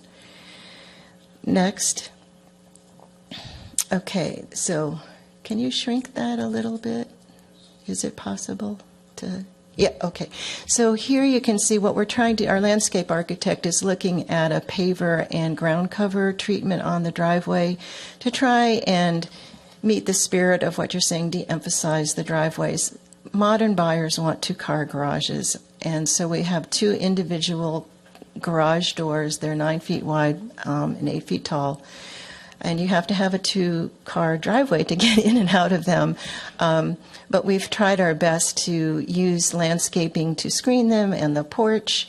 Also, you can see that I've tried to minimize as much as possible a second story because I did appreciate the notion of half the units being one story. What I was trying to do is make half of each unit one story. I'm also, lots 2 and 3, I had to work very hard to keep them in the footprints of the previous impervious pavement in order to stay away from the oak trees. It really kind of condensed me. So I didn't have a lot of opportunities to do anything different. And because you're doing an infill subdivision and you're not in a beautiful grid town where you can have alleys and garages in the rear, frankly, it's a very difficult and to try and put garages in the rear on a subdivision of this density. Next. And this is the house on lot 3, similar thing, pushed forward, similar treatments on the driveway, but a very different look in terms of the siding, a vertical natural wood siding. Next. This is lot 4. The upper floor is only 24 feet deep. It is the least amount of second story of all of the units. And it's in a C shape that goes around the oak tree. There's a deck around the root zone of the oak tree. And again, the house and the garage are in the position of the driveway and the garage that are there now. Next. This is lot 5. What we've done for the paving between lot 5 and lot 4 is to go with a courtyard type of paving. So it's a nice termination to the drive. When you get there, it seems very private. It's a courtyard for those two houses. Next. This is lot 6. 6 and 7 are our smallest lots, and so in order to keep, plus they also have the junior ADU downstairs, so in order to have 3 bedrooms, there's a larger upstairs than the other units. However, we've stepped the house down to 1 story close to Olive Lane, and the porch faces both Olive Lane and Olive Court to give a nice pedestrian connection. Next. This is lot 7, and this house is near the farmhouse, and what I tried to do is to step down in scale so that as you're going towards Olive Lane and towards the historic farmhouse, you're more in relationship in scale. And I worked with the historic architect on that to show her some sections and, is it appropriate? Do you think the scale meets the need? And she said definitely yes. And, the whole design of these homes was to try and balance that historic feel that you have here in Yountville that's so beautiful, but also acknowledging that we're in a more modern era, and a lot of our buyers want a more modern look. So finding and striking that balance between the historic and the modern, and then also not looking like the historic cottage, because it says very specifically in the guidelines that I cannot mimic or look like the historic cottage. So it was a challenging design, but I hope that you find it attractive. The next slide, please. Okay, this is lot 8, and lot 8 and 9 border our neighbor to the east, and so I kept the 1-story portion on the easterly side, and there are some nice oaks next to the living room of this home, so we notched the living rooms in to give more space in addition to being 1-story, greater setback to the eastern property line on this one. And we also extended those pavers across between 8, and you can do the next slide. 8 and 9 it's a termination of the court that feels very private and gives a more pedestrian feel And so this, again, this is the last of the homes on 9. So what I've shown you is a mix of different siding types, different roofing types. We have both metal, standing seam, we have composition shingle. If we use stucco, we'll use a very smooth treatment in an elastomeric style. I don't know if any of you have ever worked with stucco, but there'll be control joints, and we'll make sure that it's a very nice, smooth, taut look, nothing heavy and impasto at all. Next slide. This is the color palette and the imagery that we looked at that inspired the design. The colors are very natural. I feel they do well in working with the natural environment, but also a lot of the historic homes here in Yountville. And what we would like to do is let prospective buyers have some input, but we would never put the same color side by side, and we wouldn't repeat a color more than 3 times. But we would like to create variety within the subdivision of both the materials and the colors. Next, please. Oh, and I did bring, in case you were interested, we're proposing to use Southland doors and windows. These slides are pictures from here, but they give a really good impression. I'd be happy to pass it to you to look at if you'd like. Can I? Sure. Instead of having a heavy trim around the windows, what we're proposing to do is inset the windows 3 inches. They're 6-inch walls, so there'll be a 3-inch reveal, and it'll be treated with a water table and made nice and solid. But it's a more contemporary look. And the doors, many of the doors will be 4 feet wide and be on a pivot where we can put them. We want a very grand entrance. All of the windows go to the 9-foot ceiling, so they're floor-to-ceiling windows. Windows that are single hung or double hung do meet your proportion requirements. Some of the smaller windows are either above a roof, and they're either fixed or casement, but we've tried to meet all of your requirements on window design. Next, please. So I wanted to come back to this particular slide just to reemphasize how we're trying so hard to save the oak trees and provide minimize grading on the site, saving the root zones, and trying to be as sensitive as possible. But I have one more slide that I think I really want to go over. The next. I don't know if it's possible to zoom in on that, but we had our surveyor survey every second floor window of all of our neighbors. There are little green dashes in this line. Yeah, you can see that. All those little green dashes are windows on the second floor of our neighbors to the west, north, and east. And I shifted windows where needed on my plan so that we were not directly across, although some of them, in some cases, were like 40 feet away. But I also made some windows either high, so above eye level, just for light, or obscure glass, especially on lots 4 and 5 to provide privacy to the condominiums to the north. And then where there's a deck on lot 5, I have that screening that I pointed out to you, the lattice screening that's 6 foot tall along the deck. The same thing for lots 8 and 9 for our neighbors. On the eastern side of the upper decks, there's also that same lattice,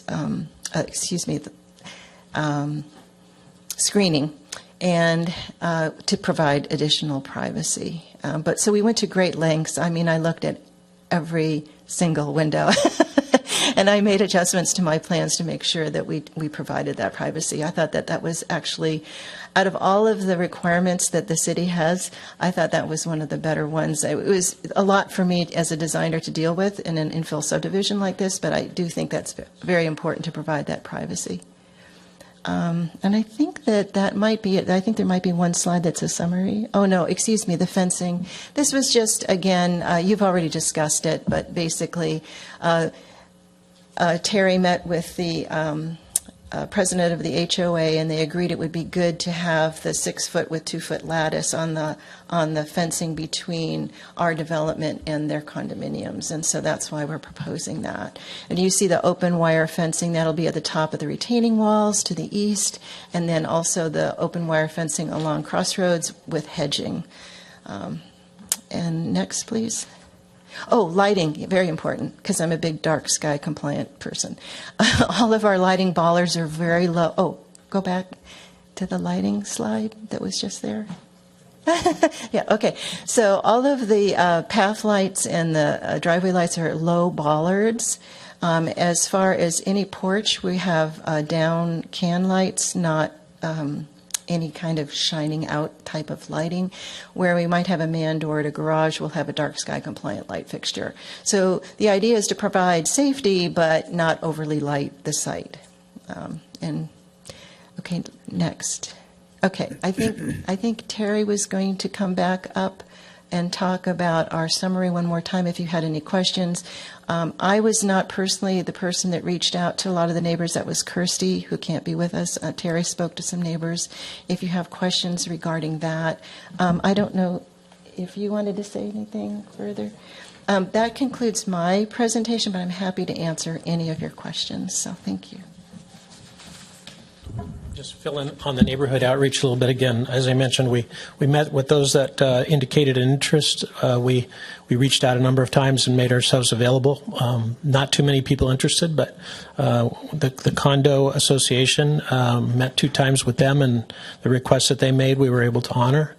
The folks across the street, Penny and Chip are here today. They'll have whatever they want to add to the mix. And then we met with the couple of folks on Talent Lane, and anyway, overall, we feel, especially considering the process here is somewhat different than a typical project, because the waiver requests and the conditions that are provided for.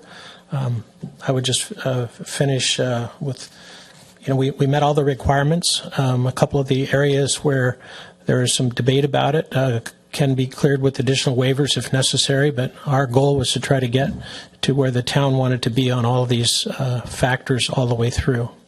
So with that, we would answer questions that you might have. And again, our council is here if there's a question or debate about anything that needs to be incorporated there. So. There's one more slide. It's just our goals. There you go. You can read them a little bit if you make them a little bit larger, at least. I won't go through them again, but I would say the goal here was to satisfy each one of these, and we feel that we've done that, and we hope that the commission, the board, will see it our way, and we're happy to answer any questions. Questions from the board?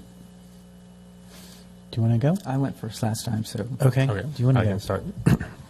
Well, thank you for all the detail. I mean, I do have some questions, and some of the questions we asked earlier are very sort of probing. But before we do that, it would be sort of not fair to ignore the attention to detail, the architectural design, the finishes. So clearly, tremendous care went into creating something of high quality. So, and clearly you were very thorough, so I think that's really important. I mean, before we dive in on questions, this isn't a one-sided view on things, at least from my perspective. I mean, the designs look beautiful, the layout is very thoughtful. I mean, there are some things I want to dig in on, but to not acknowledge the care and the detail would be to miss a lot of the work, and clearly a lot of work went into it. So thank you for that. We appreciate it. So it's always really important to acknowledge those things.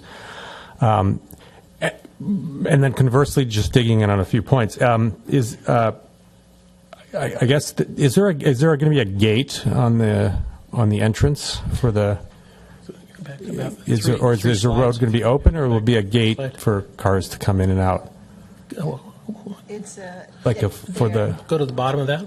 The bottom of that slide, or just So it'll be gated. So meaning that if you don't live there, you can't go in. Is it essentially a gated development?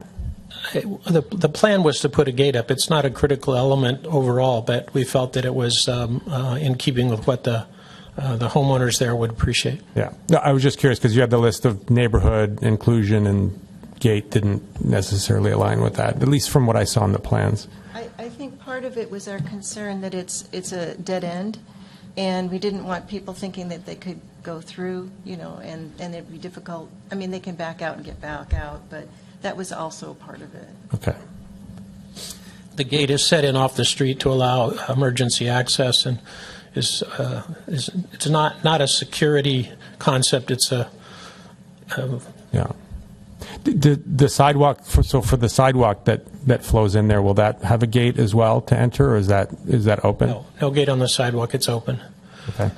And on the sidewalk, there is a long and significant discussion with the city and Public Works about whether the sidewalk could exist across the entire front of the property.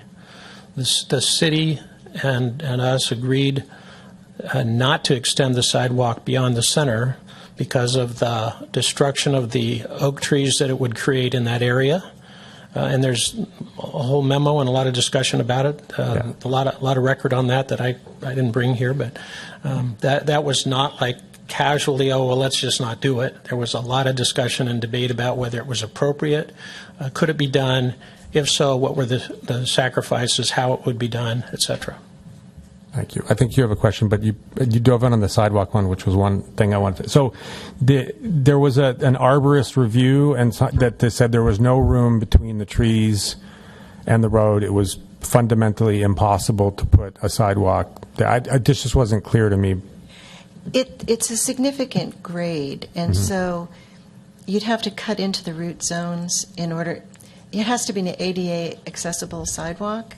And in order to do that, we would be cutting into the root zone so close to the trunks of the trees that they would not be viable.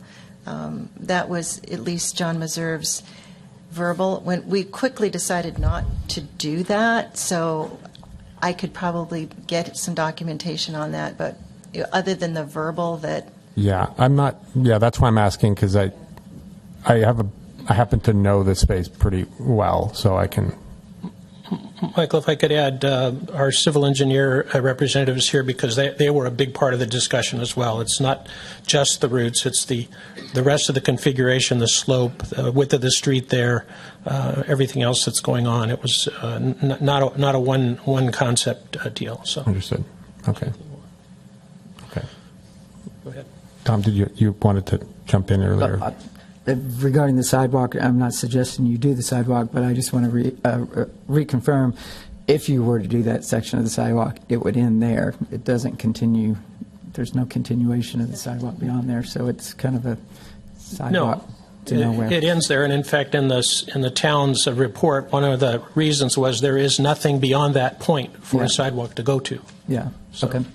And comment regarding the gate. To the best of my knowledge, there are no other gated neighborhoods in Yountville that I'm aware of. Is that correct?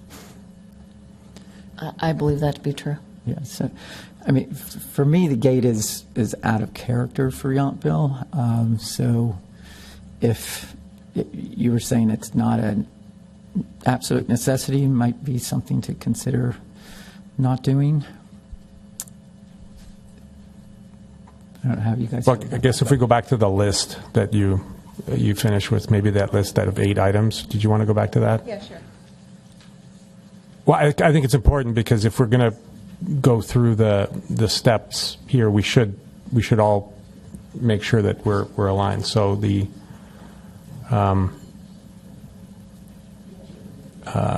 character of the neighborhood and such. So. Did you have more questions since you're on the floor? Not regarding the gate. I just those comments, but you can keep going. I do have more questions. Okay. Why don't you continue? Okay. So, I've got some tree questions. There are some inconsistencies between the arborist report and the master development plan. There's reference to tree number 26 as being the heritage tree that's being removed, but after walking the site, I see it's number 24. I know 26 is being proposed to be removed as well, but they refer to it as the heritage tree being removed. But anyway, it's clear from walking the property that it's number 24. That's the heritage tree. And I'm just wondering, because in looking at it, I mean, it is leaning, but it doesn't appear to, I mean, it just looks like it's naturally leaning, like a lot of oak trees lean.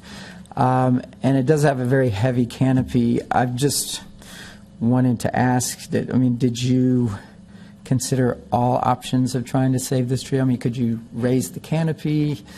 Is removing the tree just because the arborist felt like it might benefit the neighboring tree to do so, or is it because there's infrastructure going where that tree exists and it needs to be removed for that reason? I think it's a combination, because we looked at the two trees, and the tree that we're removing would be in the middle of the house. And I started out with very... That could be a nice feature. I mean. Perhaps. I did look at different orientations for the lotting pattern when we started, and I tried rotating 180 or 90 degrees and trying to see if I could fit around the trees that way, and I really couldn't make it work. So this is probably the sixth plan that we came up with. I mean, I really tried to see how we could make that work. Okay. And then so when we talked to the arborist again, we said, look, there's two trees together. How does that work? Kirsty met with the arborist of the site, so I'm saying secondhand. I didn't have the direct conversation. But he said that the one that would be in the middle of the house is leaning and looked like it was less vigorous than the other one, and if you left both of them together, they would not do as well as if you removed one, and the one that was remaining would do better. That was my understanding. I'm sorry, I can't say more to that. I don't know if you have any more information.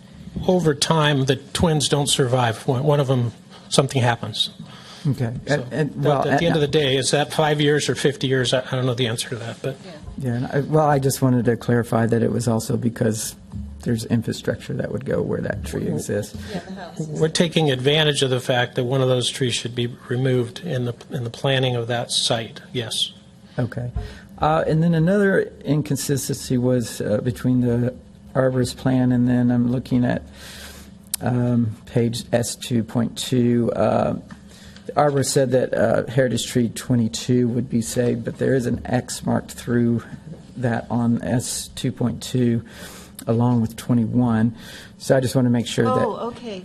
Yes.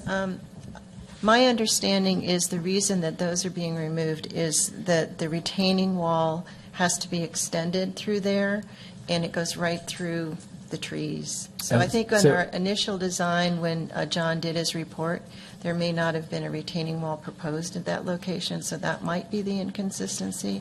But my understanding is that it's for safety for the retaining wall. Okay, so I didn't realize there was a retaining wall going there. So there's an existing retaining wall for part of the property of our neighbors to the east, and we would be extending that to the top of our property. And I think that's exactly what happened, is that when he did his report, we weren't looking at that retaining wall yet. Okay, so 22 and 21 are being proposed to be removed. Okay. And then this, I guess, would be a staff question. Is there, they mentioned there's a $10,000 tree deposit. Could that be higher? Because, I mean, this is a very high-priced project. $10,000 isn't really that much that punitive. So is that a cap on that, or? My recollection of reading the code is that's a minimum. So if the board wanted to put in a higher price as a condition of approval, the board has the prerogative to do so. Okay. Well, I mean, it would be my recommendation for that to be higher. Are you referring? Can you tell referring to the 10,000 is for damage or? Yes. Yeah. Like if a tree were accidentally damaged during construction and can't be saved, or cut down, or something. Or cut down. Yeah. Okay.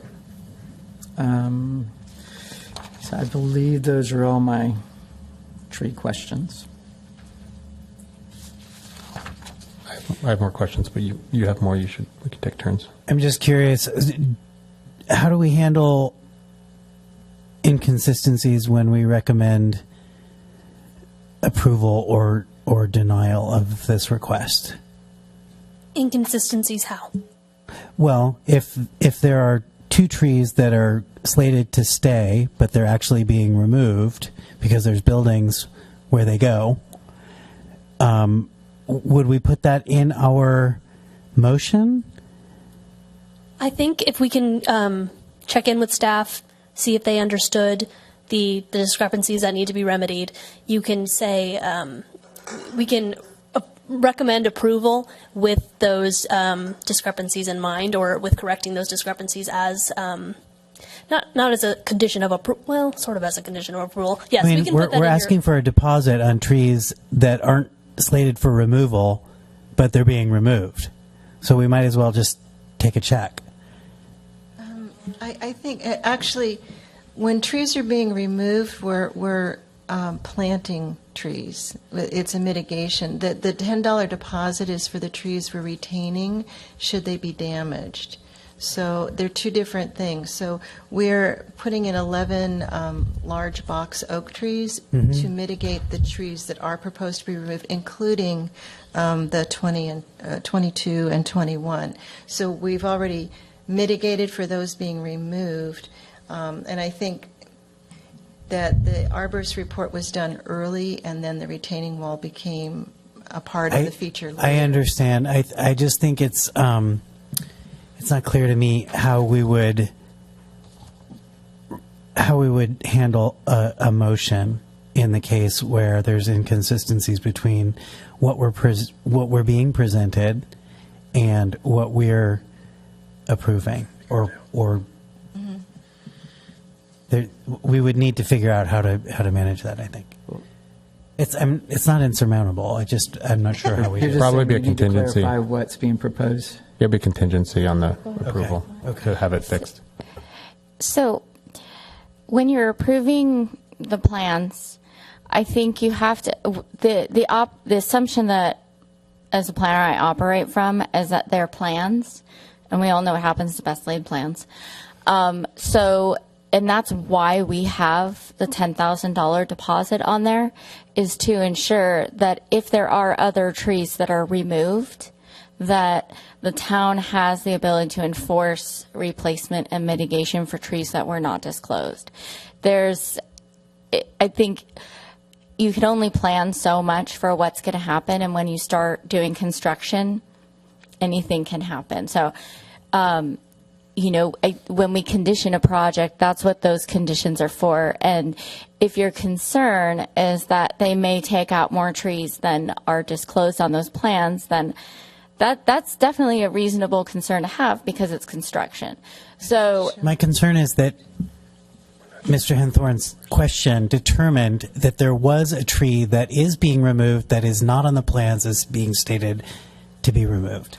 So it's on the plan. So the entitlement is for tree removal. If you wanted to amend it and say, in the approvals, in the resolution, I don't believe it specifies the exact number of trees. It just says any trees removed have to be mitigated. Okay. So it is, and what you're approving is the resolution recommending approval.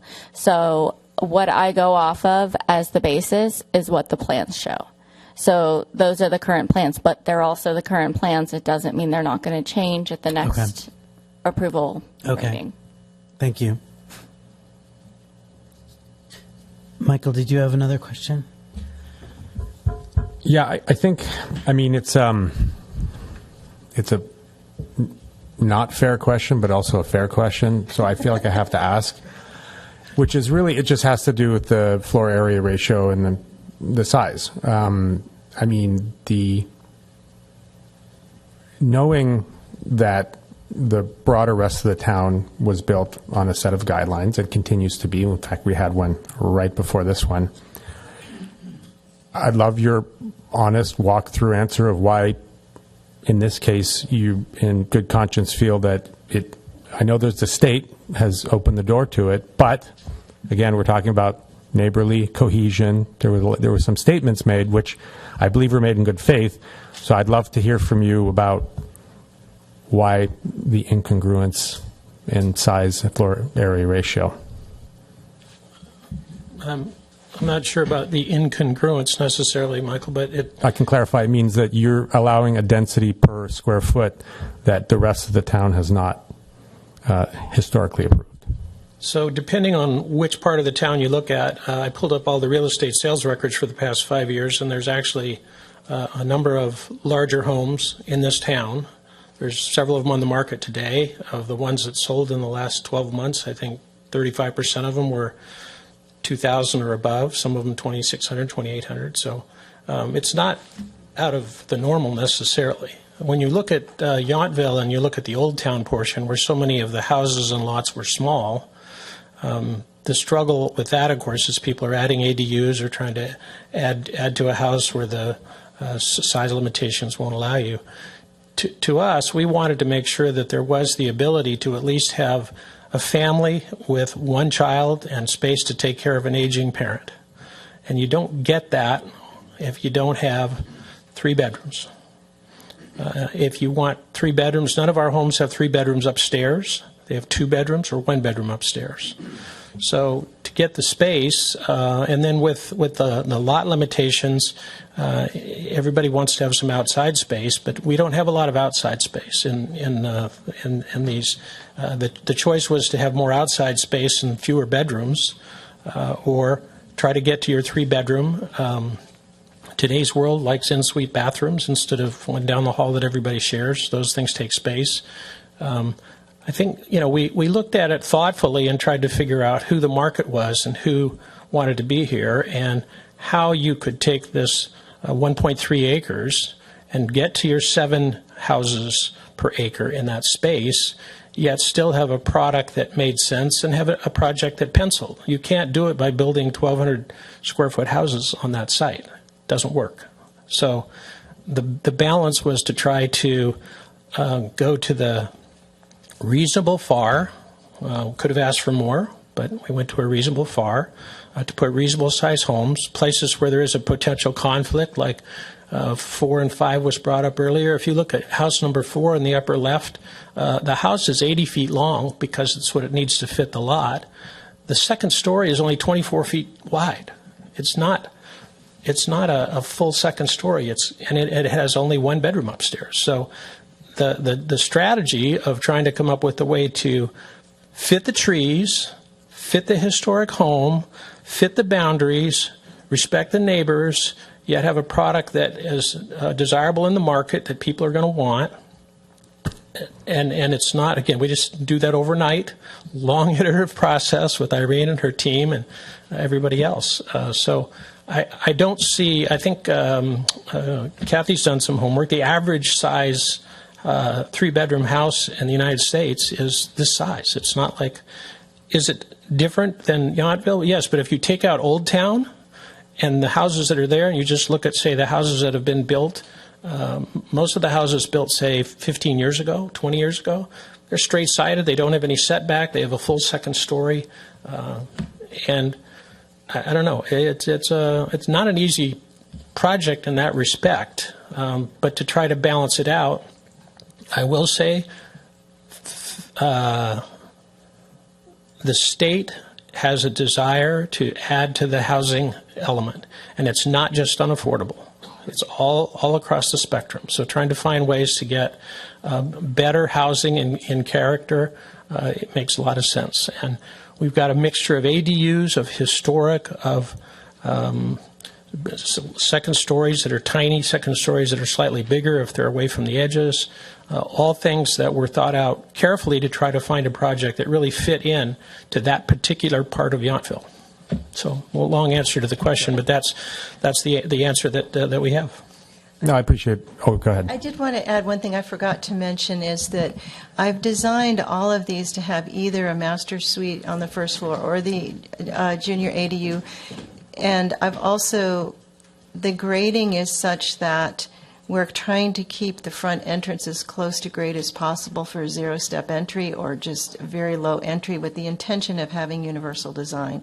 And so all the doorways are designed wider to accommodate someone who might be in a wheelchair on the first floor of the homes. So that having the master suite on the first floor does make the floor plan larger, but everything he said. I just wanted to mention that I tried to do the universal design as well. Well, that was one of my requirements is we will have a large master suite on the main floor that's got external doors. If you want it to be a rental, you can. That's your business. If you want it to be where your granny lives or your grad student kid lives or you're going to live there when you get older, it doesn't matter. We just made sure that we had that. And as soon as you say, okay, we're going to have a big master suite on the main floor and you want a kitchen and a great room and whatever else, you're all of a sudden needing to do a second story. It's just that simple. We want to leave time for public comment. Yeah, I was mindful of that too. We'll make one more statement, and then I'm mindful that there's a lot of folks who may want to share something. I guess the important thing to point out for the position of this board is that it's not just what makes sense for the lot. It's about fairness and establishing precedent for the town as a whole, right? If we interpreted the rules on a per lot basis, we would probably have no guidelines in the first place, right? So our responsibility is to interpret what's presented to us in the context of the town of Yountville broadly. So I don't disagree with your argument, but at the same time, there are a set of guidelines that apply typically to everyone. So a bit of foreshadowing is that we're not going to be in a great position to move forward unless the town revisits some of its guidelines, which makes it very unfair for not the people who built 15, 20 years ago, but the people who built in the last 5 to 10. So I'm just saying, this is the dilemma. This is the lens that we have to look through it. And it's not against the decisions that you made. It's against the interest of what Yountville is. That's just something to sit with. Any other questions? Not right now, no. Okay. If a question comes up from the audience and you'd like us to answer, we're available to answer as well.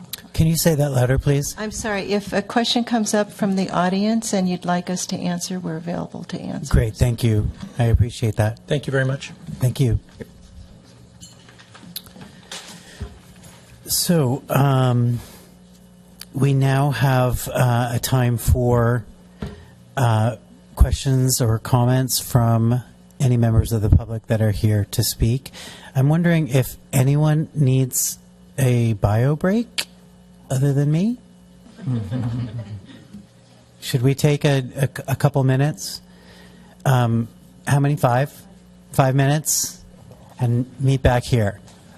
Thank you. 7:40.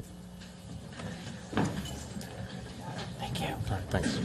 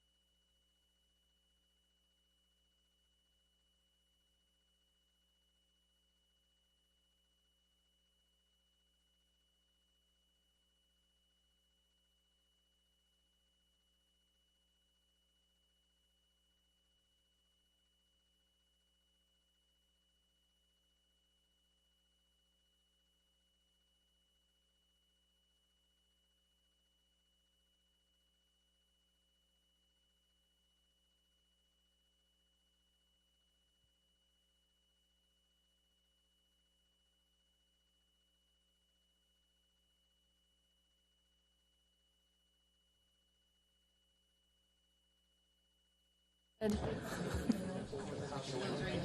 didn't think we could do that. Hello. Can you hear me? Is it on? Is this mic? Am I mic'd? Yes, you are. All right. If everyone could grab their seats, that would be great.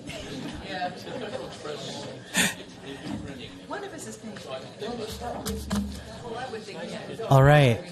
We're back in order. Hello. Need a little hammer. I need a gavel. A gavel, yeah. There is? Oh, no. Wow, that was fun. Effective. Okay, we're starting up again.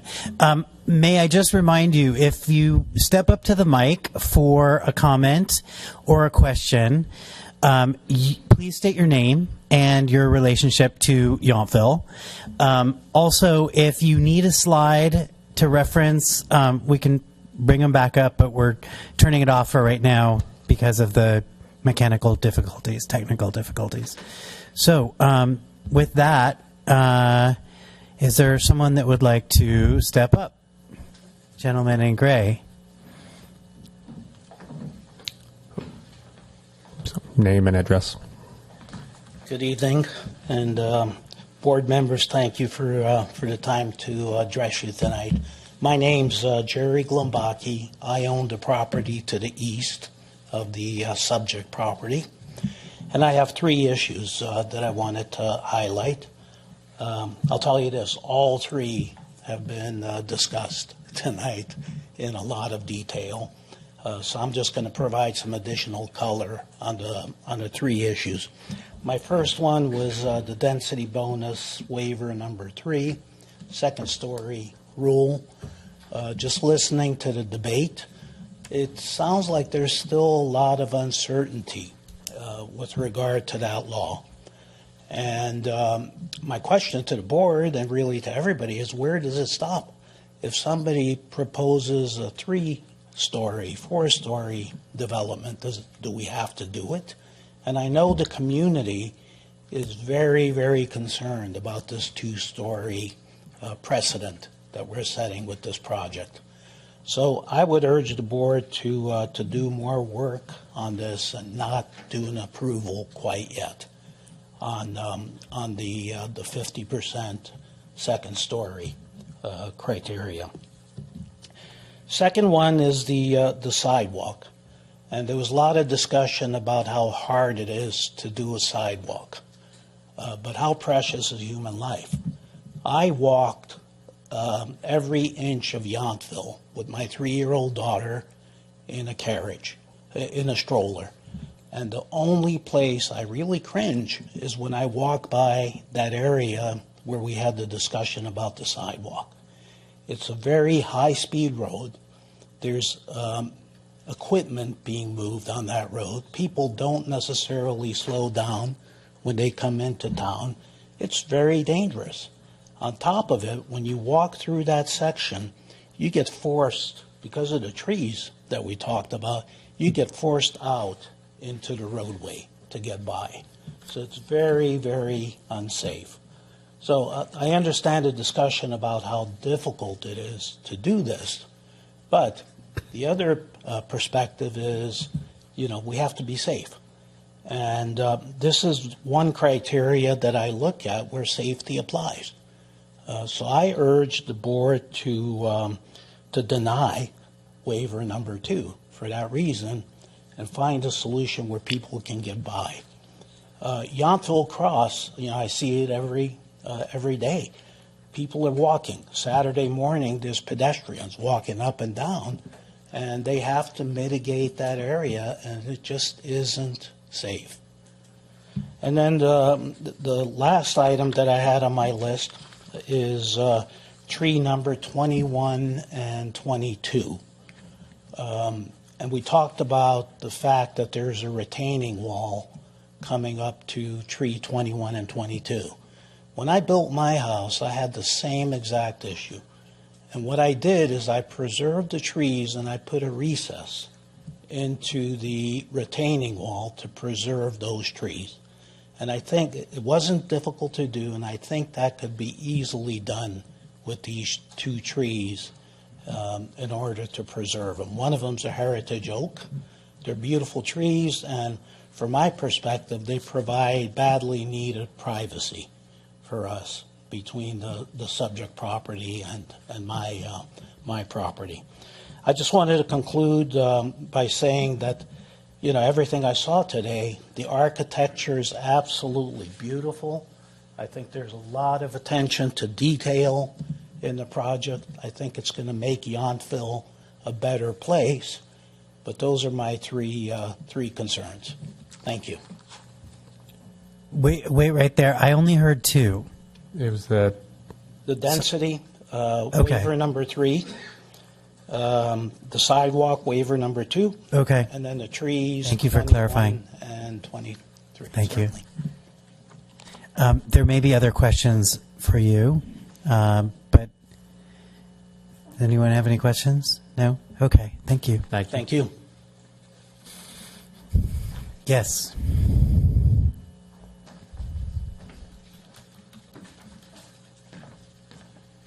Hi there. Hi. Doug Hill, 7 Talent Lane in Yountville. And I want to say that Terry invited Leslie and I out to his property, showed us the project. And I haven't come to one of these meetings before, but I was amazed at what you go through just to pass a project. I think I've known Terry for a little bit less than a year. I think he is a man of integrity.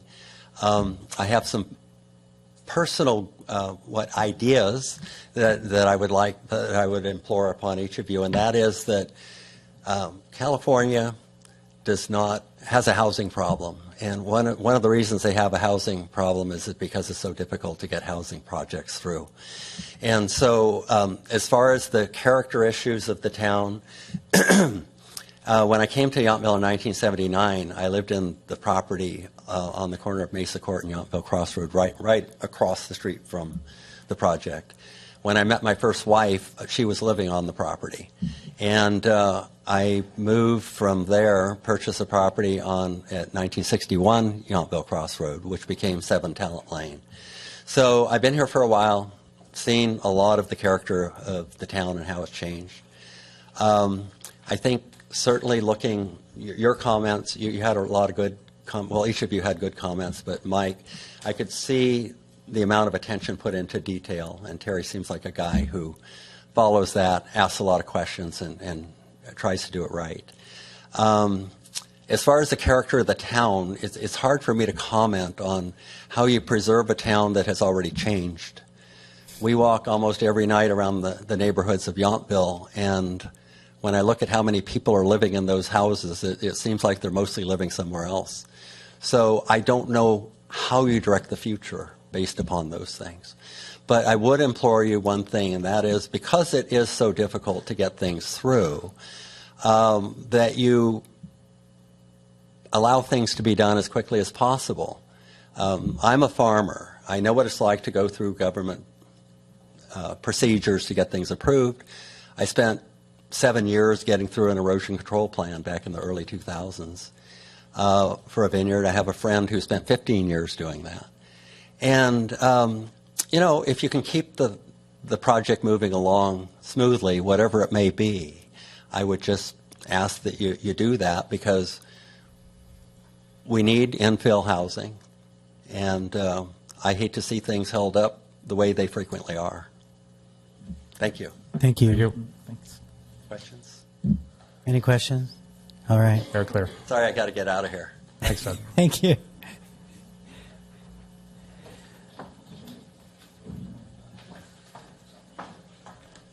Good evening, Board. My name is Bob O'Neill, and I'm the president of the Crossroads Homeowners Association. And I think earlier today you got a letter in your package from our board. But basically, I just want to comment upon Terry's outreach. I think he's been very observant of our needs and wants, and also been talking to us in terms of what he could do to make the process acceptable and the project acceptable to us. And a couple different issues. One was the heritage oak trees, obviously. If you look at the west side of the property, we're aligned with those heritage oak trees. They're kind of a blessing and a curse. The blessing is they're beautiful. The curse is the Norway rats. So what's happened in the past, the previous owner didn't take care of those trees at all, and it was forced upon us to take care of tree trimming and canopy trimming and some maintenance of those trees just to keep them off our properties so that our people wouldn't have rats in their attics. So Terry's talked with us about that. He's talked about the value of those oak trees and trying to preserve them. We think that's very, very important to preserve them, but also to maintain the canopy and keep the maintenance of the tree up, which hasn't really been done in the past. And then the third area is really just talking about the fencing. The initial fence that was proposed was maybe 3 feet tall, minimal fence, not very much privacy. The new fence is very, very agreeable to us. 6 feet opaque, 2 feet of semi-opaque fencing, cedar fencing, looks very nice. And I think it's consistent with the high quality of the project that we've seen in the design work that you saw tonight. So he did a really good job, we think, reaching out to us. Those are the 3 areas of focus for our board. There may be some others from members of our 24-unit association, but I think those areas in particular, which our board pointed out, he's been responsive to us in addressing them. All right. Any questions? Thank you. Great, thanks.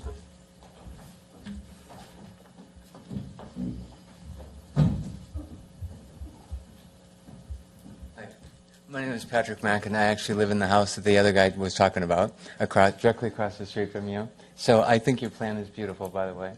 I'm just at 1969 Yountville Crossroad is where I live. Thank you. I'm concerned about the gate because I think that's a heavy traffic area, and it's already been spoken about.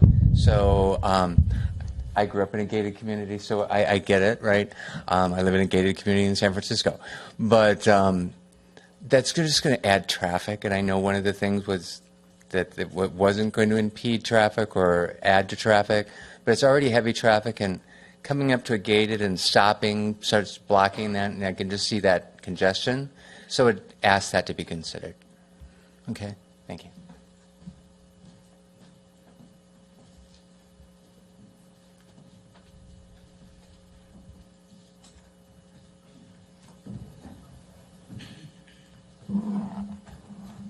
Good evening, everyone. My name is Tom McDermott.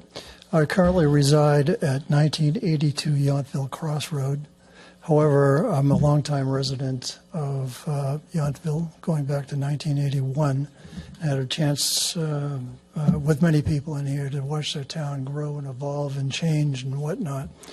One of the things that hasn't changed over these years has been the speed with which drivers enter town on the crossroad.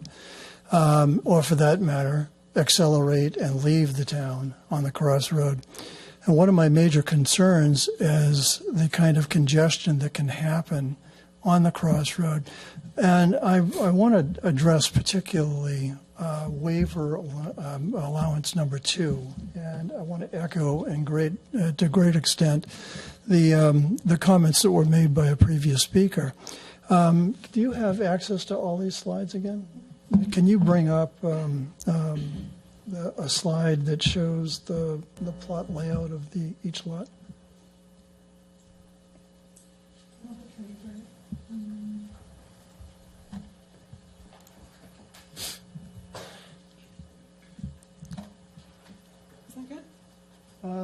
That's the tree layout, I believe. I'm thinking of particularly. And not because the small cottage unit is going to be right under our back window. That's the currently right now. That's not the reason I'm standing here, but because on lot number 1 you have both the heritage house and you have the cottage, and I know this is not anything new to the applicant because we spoke about it this morning.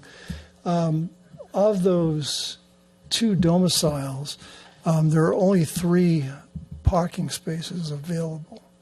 And what I see happening there with any guests that those people might have is the need for on-street parking. And this goes to the point is, look up here, and you can see that there's a border between the sidewalk and the entryway to the Crossroads condominium complex. But then the sidewalk is picked up and carried down to roughly the mailboxes at 1971 Crossroad. At that point, vegetation takes over, and you can barely see the entryway to the proposed development at that point. And if that is going to be the major entry point for the unit, for the development, it's absolutely imperative, because of the traffic speed with which cars are coming into this town, to have clear sight lines from the east side of that driveway all the way down as far as it can go, so that there is a clear sight line. Otherwise, purely from the standpoint of safety, that is a difficult and dangerous area, as is right now. That's why I would propose that there be reevaluation of that waiver. And then maybe I'm sure you people are more experienced at that than I. You could probably find ways to mitigate this issue fairly well. But the applicant has said that the problem is tree roots, and maybe that is an issue. Maybe those are the kinds of things that can be addressed by people that know what's going on. But at the same point, unless there's a clear line of sight for traffic coming into town at that point, I see potential for great disaster there, and that does speak to the notion of safety, which would put waivers in question, I would think. And other than that, I have to say that seeing these units tonight, great job. Great job. It seems like it's coming together well, and hopefully these things can be resolved, and safety can be maintained in that zone. Okay. Thank you very much. So just to clarify, your recommendation would be to reexamine that east side of the driveway, perhaps losing some of the trees there. I wouldn't want to see that happen, but it'd have to happen. I would say safety of the traffic in and out of the unit, not to mention Mesa Court, it would be maintained as it's comparatively safer way than it is right now. Again, we didn't discuss my conversation with Mr. McRae this morning. We did not discuss the kind of changes that would happen in the vegetation along that route, along that strip. But the thing is that if it's not mitigated, we've got problems, I think. Okay, thank you. You bet. Thank you. Is there anyone else?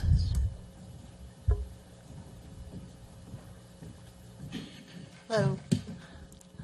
My name is Helen McDermott. I'm the other half of the one who just spoke. And I have obviously some of the same concerns that he has, but I guess I would love to think that property would stay just as it is, having lived here for over 40 years.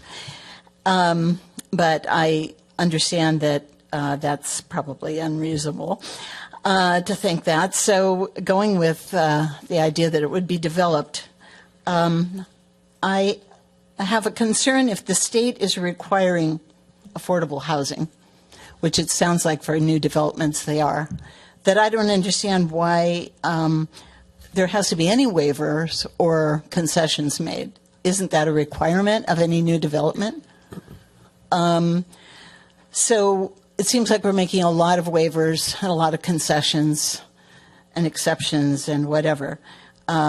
Extending the sidewalk makes sense. Right now we have a sidewalk that goes to nowhere, if you want to count it.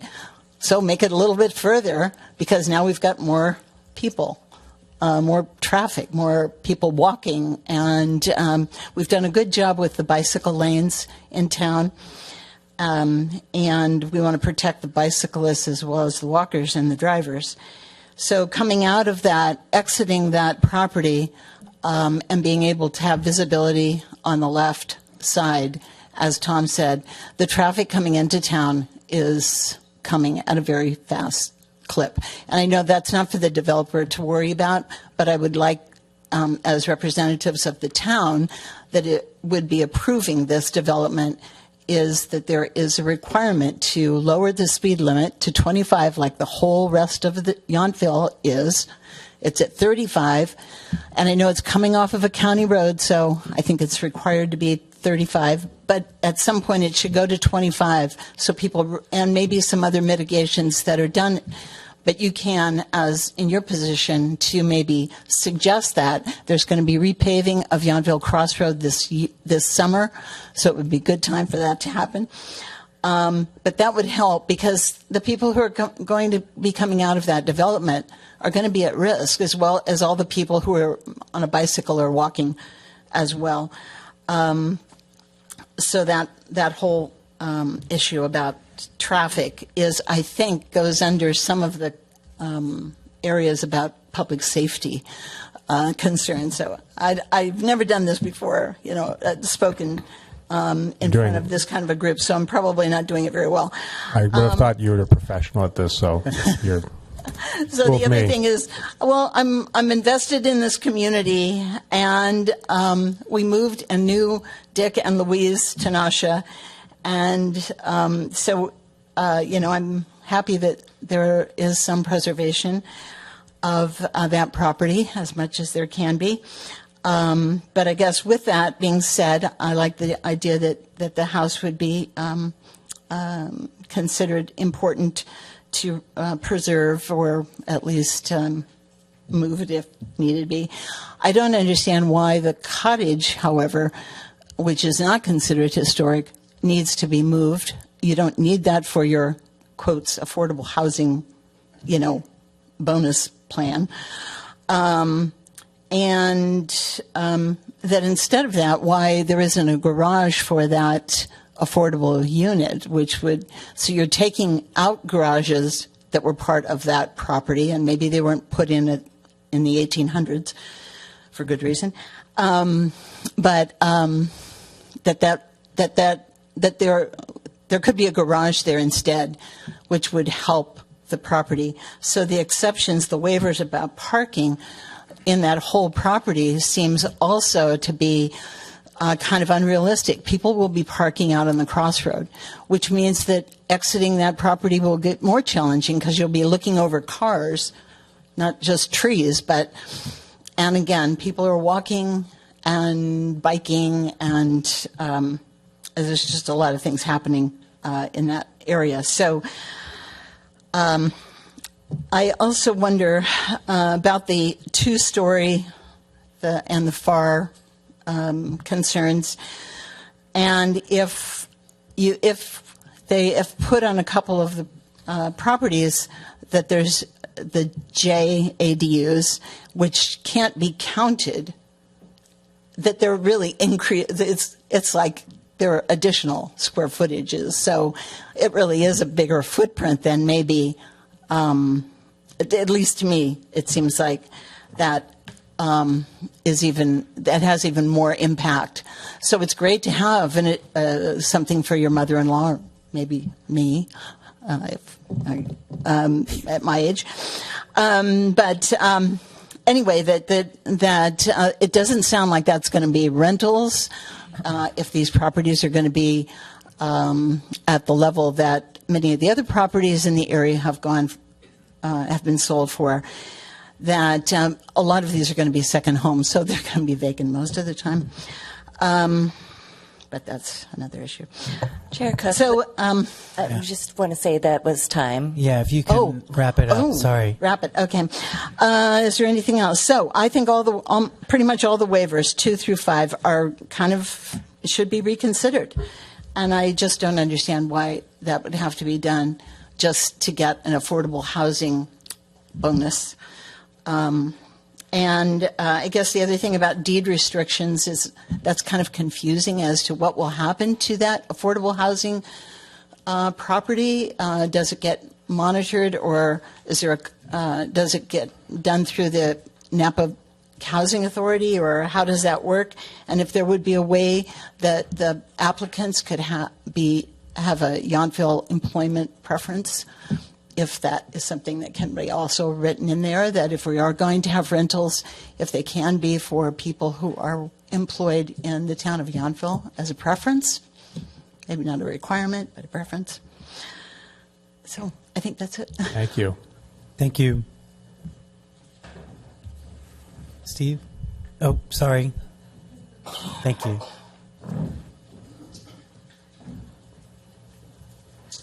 Hi, my name's John Huff, and I live on Mesa Court, and I agree with a lot of things that Helen said.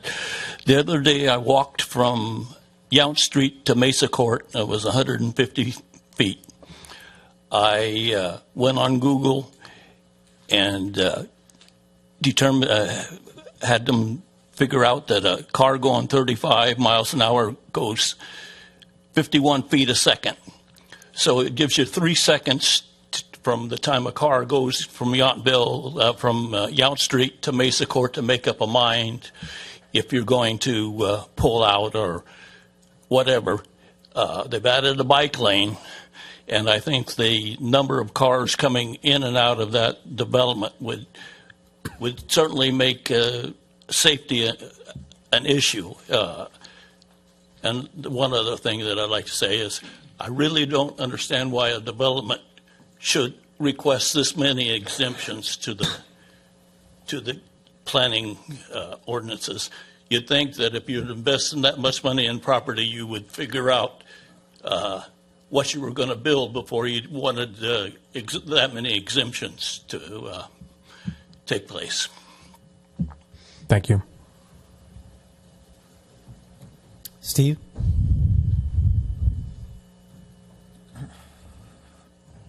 Hi, I'm Steve Cook. Residence is 10 Redwood, but I own one of the condos at the Crossroads, 6922. Can you pull up the north elevation drawing? And then I'll make just a general question. The heritage trees and the trees that we're all generally very worried about protecting, who's responsible for the maintenance? Is this a small HOA that takes care of the trees, or does that fall upon the lot owner to then do that, to maintain it? And the same as the street, is that street then maintained as a small HOA? Because the affordables, it's like if you did it as if they had to all chip in, the affordable units, then who pays their share? How does that actually come about? Now, on the north elevation, if it comes up.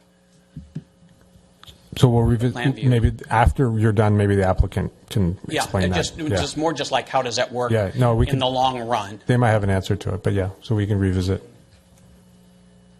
Well, even if it doesn't come up, I would say that because the lots 4 and 5 that abut on the north edge abut the Crossroads condominiums, of which we have one, they're side yards, so the setback is 5 feet, which it's not a backyard. So generally in town, backyards abut backyards. That 20-foot setback gives each of the homeowners some small, sense of privacy and use of their yard. The back of if we see the plan, if we see that elevation, the back of lots of buildings 4 and 5, I mean, the houses are beautiful. It's just that could there be more attention to breaking up the sheer wall block of those houses? There's a difference in elevation between the Crossroads lot, and there's about a 4.5 or 5 foot elevation. So a 28-foot house, 5 feet back, is 33 feet higher. Can some design be either setting back a little bit to it's just not a straight wall? I mean, you've mitigated some of the lighting and the windows part of it, but just to make it interesting for those of us who are that's our backyard. Page 47. A little 47. setback, a little adjustment. 47, all the way down. You've got some really neat things going on. Just a little bit of pencil on those other sides to make it a little, because it's going to be a big shadowing. It is facing north. That's going to be a big shadow coming in. Oh, you have a different one? The one you sent out has all the elevations. Sorry. It's somewhere.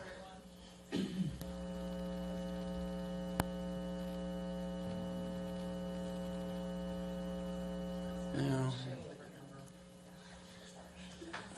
Sorry. Yeah.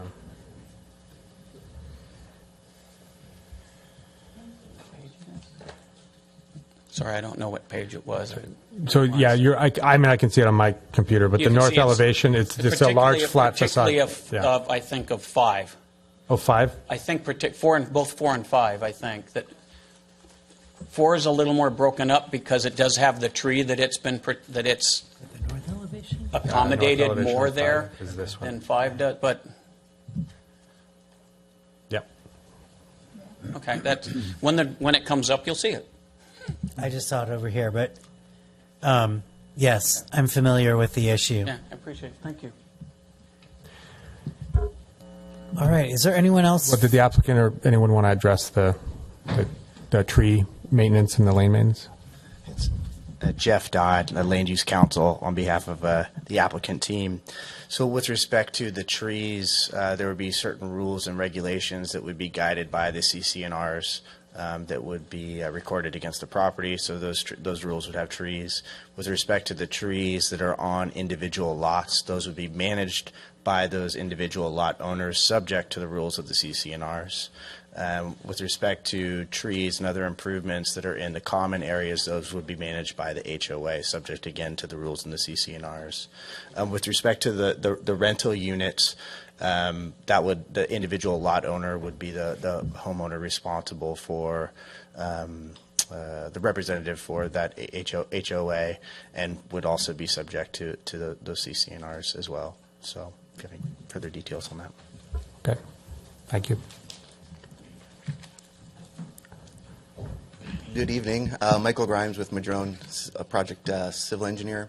Could we by any chance bring up any of the engineering plans you showed earlier? With respect to sightlines pulling out of the development, you'll see you've got a bike lane, then you've got space between the edge of the bike lane travelway and our frontage improvements. So you actually have more room than you actually think. Not those are the planning docs, but any of the civil, like the demolition plan perhaps. Yeah. Even the one that had the trees that were circled in red, that you can see that in there. And if you zoom down to the bottom, so if you zoom into the bottom there, so we have on-street parking. They're denoted by the faint gray upside-down T's on the left-hand side of that drawing. So you can see, you can zoom in even more if you want to make it clear. Yeah, I can't see that. I didn't. Yeah, keep going again and again. So if you'll scroll downward, down the page, yeah. So see on the left-hand side, you've got upside-down T's in front of our frontage. Yes. So that's on-street parking that we're retaining, we're keeping for the project, because we had someone talk about where people would park, visitors. There's quite a large grade differential if you actually go to any street view, or if you walk by the property or look at the grading plan. There's about 4 feet of grade differential. So putting in a sidewalk, you've got power poles, you've got the trees, you've got a grade differential, and we want to maintain universal access. Public Works would want us, that's just a stipulation. To do that, you're going to be putting in a pretty substantial retaining wall. Those retaining walls are going to get into the roots of the trees. So you've got to weigh the merit of, do you need a sidewalk that goes from the eastern side of our entry point to nowhere, and how important are your trees? So we just felt that, I think working with Public Works, it didn't seem it was going off into the county. And the house just to our east, also, they don't have a sidewalk. You're going to dump them into the right-of-way or into the bike lanes, or onto, there's nothing else for them to go to. So, and I believe our demo plan also shows the correct number of trees and the trees that are being removed. So I think that's, regardless of what the package says, the tree number is correct. And I believe I was told that perhaps you have an old arborist report that might reflect the inconsistency of the tree numbers. So I think that what is actually presented and that what the town has is actually accurate, regardless of what we just saw here tonight. Okay. So does anyone... So if you can stay up for just as a policy process, I'm going to treat this like an applicant comment, not a public comment, just because you're part of because normally we wouldn't go back and forth. So just want to clarify that. So one of the questions that I have with the way the sidewalk is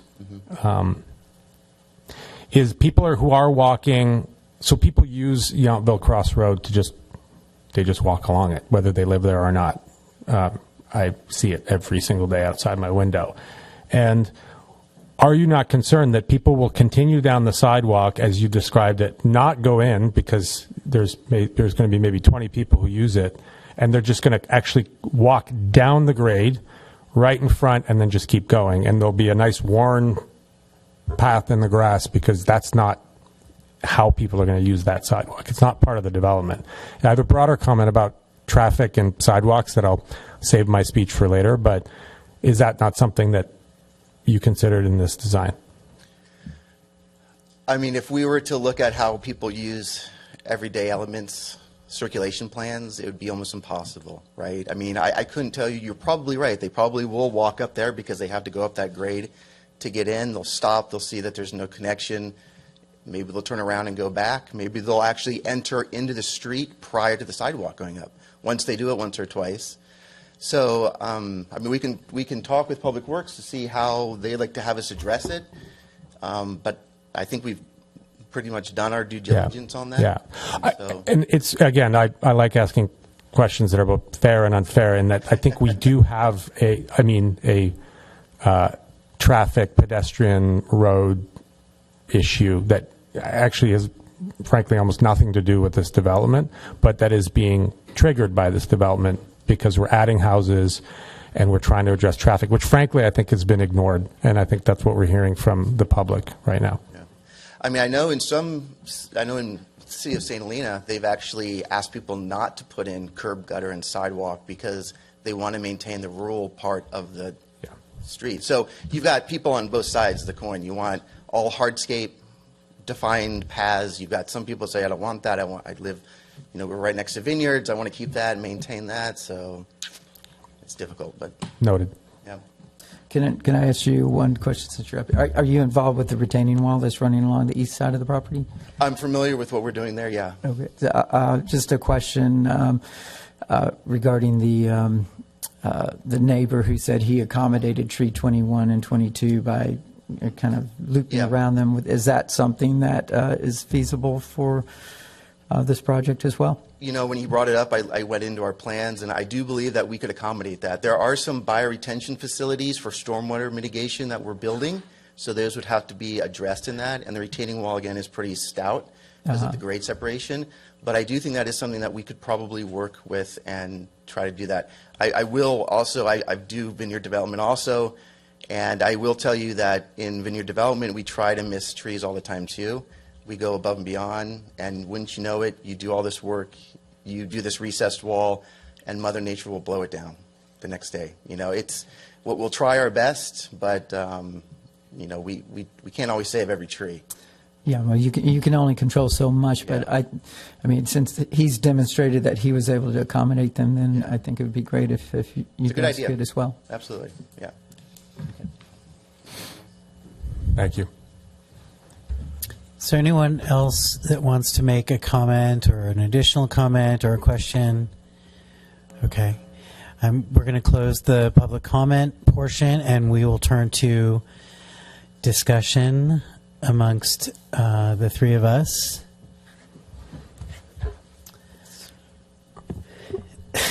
Who wants to begin? Well, I just want to reiterate, I do believe that that there's a clarity to what's been presented and a thoroughness to what's been presented, and I appreciate that everyone's put so much into this, including ourselves. It feels like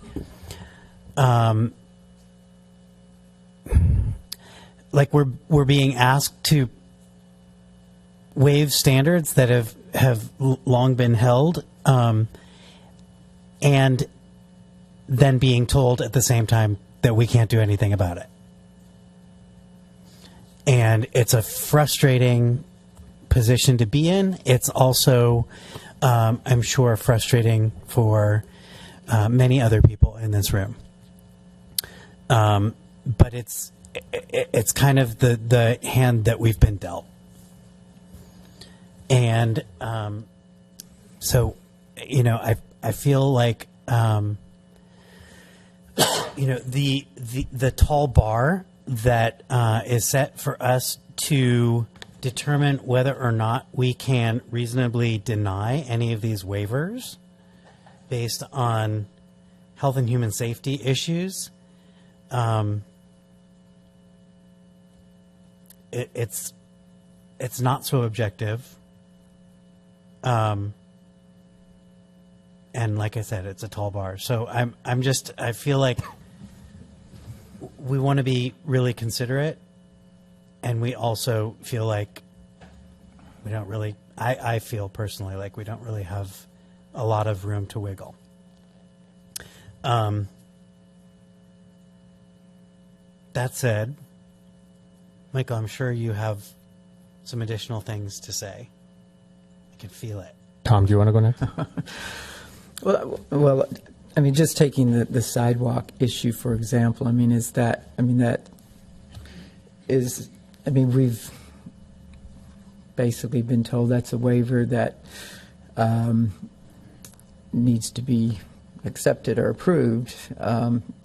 But we do have, there are some objectives, some objections based on safety, which is one of the reasons why it can be denied. So is it something that we put on hold for further study, or are you saying that you've already thoroughly vetted that and it's a done deal? Or in regards to the sidewalk, I'm wondering if our Public Works Director, John, should come up and speak to this issue.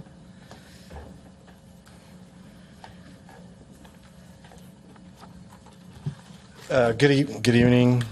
I'm John Ferns, the Public Works Director. What the applicant said is true. We have been working with them through the process of proposing this project and developing this project. And one of the challenges that we are balancing is the need for that sidewalk to be built 110 feet to the east when there is no destination there and there is no sidewalk to match up to. And after that, it becomes county, so we know there will never be a sidewalk there. And so we also understand that to build the sidewalk there, it would require a significant amount of grading, and it would require probably a retaining wall, and it would affect that row of trees there. Trees are an amenity, and the town has identified that recently as being value to the town, as triggered by the project before this one. So we are trying to find that balance. In addition to that, regarding the sightline issue, there is a condition of approval written into the project that all the street trees along Yountville Crossroad need to be raised to 13.5 feet for fire trucks and truck access. So that will raise the canopy of those trees and improve the sightlines for cars exiting the subdivision looking to the left. The other piece of this is that the Public Works Department and the town has been studying that stretch of street for some time, and we are trying to do some improvements there. And in partnership with the applicant, we haven't... John, you've been studying that stretch of road, trees? Street. Okay, street. Road. Yountville Crossroad. I'll say Yountville Crossroad. Okay, good. That stretch of Yountville Crossroad, because we hear the same traffic concerns that have been expressed here tonight. We have an agreement in place that if this project moves forward, the applicant will contribute $125,000 to bike and pedestrian improvements along that corridor. We are currently working on those bike and pedestrian improvements, but they don't include a sidewalk on the north side for that piece that you're talking now about.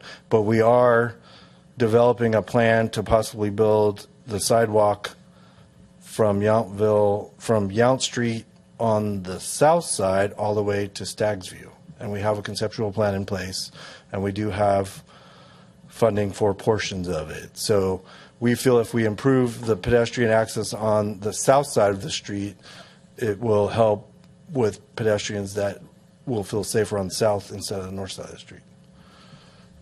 Have you guys looked at any mitigation solutions for slowing traffic? We look at those quite frequently, and at some point it really goes beyond the physical environment. There's only so much we can do to slow people down, and then it just becomes more of an enforcement issue, which becomes a challenge for our sheriff's department. North Washington, we have the bumps that make your car vibrate. Right.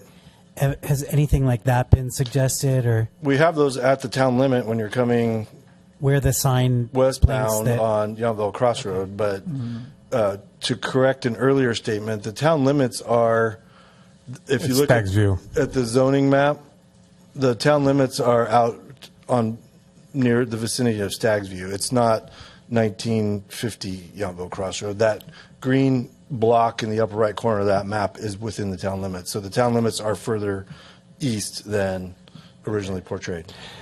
The speed issue tends to be people leaving, not coming, because they turn around Yountville Crossroad and then they see an open stretch and then away they go. So it's outbound, not inbound. That's my unscientific which would analysis of it. mean that a sidewalk on the south side of the street would be either I Better, guess because it'd be better or more, worse, more safe depending. than no sidewalk. Yes, absolutely. Okay. I have one other question for you. Let me just figure out what it is. On the issue of whether there is a gate at the front of this property, at the front of the driveway, do you have any strong feelings about whether that creates a larger safety issue for cars turning onto Yountville Cross and having to decide quickly to turn left if there's a left turn and someone's speeding up to get the hell out of town? Are we creating an issue here that is going to be a dangerous situation? So the gate is new information to me. The gate would be required to meet fire department standards, which means it needs to be set back far enough to accommodate a fire truck staging between the shoulder and that gate so they have time to open the gate. That gives room for a couple of cars to stage as the gate is opening.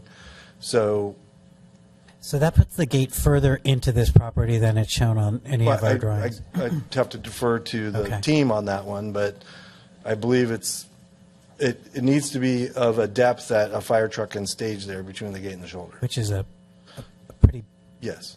40 And feet so or 30 that feet? gives, I want to say 25 feet, but I don't Okay. know that. I'm not 100% sure on that number. Okay. But that gives room for two cars to stage there. And so the only scenario where it might be a problem is if the gate doesn't open and you get cars backed up, but I can't speak to that. So. Okay. And I'm here if any other questions Thanks, come John. back up. Okay. All right. I'll just make a few comments. Did you have any more comments, Tom? No, not right now. Yeah, I mean, I'll just make a few things, and then I think at this point we'll probably move to motions. Yeah, I think that the sidewalk issue, thank you, John, for coming up, because I think it's sort of this development sort of uncorked concerns about pedestrian traffic. So it's sort of being conflated, right? That you're putting a sidewalk and people are now, debating and arguing on something that you're essentially doing to improve the property. So it's sometimes these things can be triggers. It's, I think, less about the property and more about the state of pedestrian traffic on that area. I am concerned. You see it all the time, is that we're not placing bets here, but people they see a sidewalk, they'll use it, and it'll curve into the development, and they'll just walk down. And they'll walk down sort of right in front of the entrance, and it is what it is. So I think it would probably be wise to consider that reality, because everywhere you go, there's the path you design and the path people create. So I'll just make a comment on that. But I do think we really need to separately revisit the pedestrian traffic, and I'm glad that there's a study out there, and there needs to be at least a side of the road that people feel safe walking on. I mean, I would love to see the trees get preserved, particularly some of the ones on the edge of the property. Those seem to me that they almost look like they're off the property. They're like right on the line. So maybe there's even some debate. Are they? I guess they are on the property line, I'm assuming, because otherwise they wouldn't be in consideration. But I mean, one of them's off. I think two of them that are being removed, they almost look to me like they're actually outside the property line, but I can't comment on the specificity of it. So to me, preserving that makes a lot of sense. And then lastly, I mean, the density, it's an issue. I mean, there's these state laws that are coming in and telling us what to do. So just to telegraph my position that if what happens is that if you own a larger piece of land and you have the luxury of adding affordable housing, then you get an exception, basically. If you have a small plot of land, it's tough luck, right? You have one set of rules for the people who want to do it one way, another set of rules for people who have the luxury of being able to do it. And I think so. It's creating a conundrum, and now we're being forced to approve certain things. I think that the town needs to reevaluate what its guidelines are going to be in this new reality, because again, our position here is to do the right thing. And Doug isn't here anymore, but it's not about slowing it down. It's just about using the knowledge and the regulations, the wisdom of crowds to make good decisions that move us forward, and somehow we find our way. So I think it's a problem, and I would telegraph some condition for revisitation of these sorts of things, because it's just going to keep coming up again and again. So with that. Actually, I did think of a couple of things. So, oh, please. First of all, I did want to say that I really appreciate all the work you guys have done and the beautiful design. I love the materials and the colors and the variation between the houses. Tell me if I can't say this, then tell me we can strike it from the record. But I'm just going to say it and ask for it. Based on what we're being told, I don't believe this can be a condition, but perhaps it can be a consideration. And looking at the floor plans of all the houses that have been proposed, there seems to be more concerns from neighbors with Lot 4 and 5 because of the second story and the fact that they're 5 feet from some of the neighbors. Those two houses, if they are the best candidates for being single-level homes, because they would have 2 bedrooms on the main floor, and you're losing a fairly small amount of square footage on the second level with the 3rd bedroom. Being a real estate agent, I can tell you there's definitely a premium that is paid for single-level homes.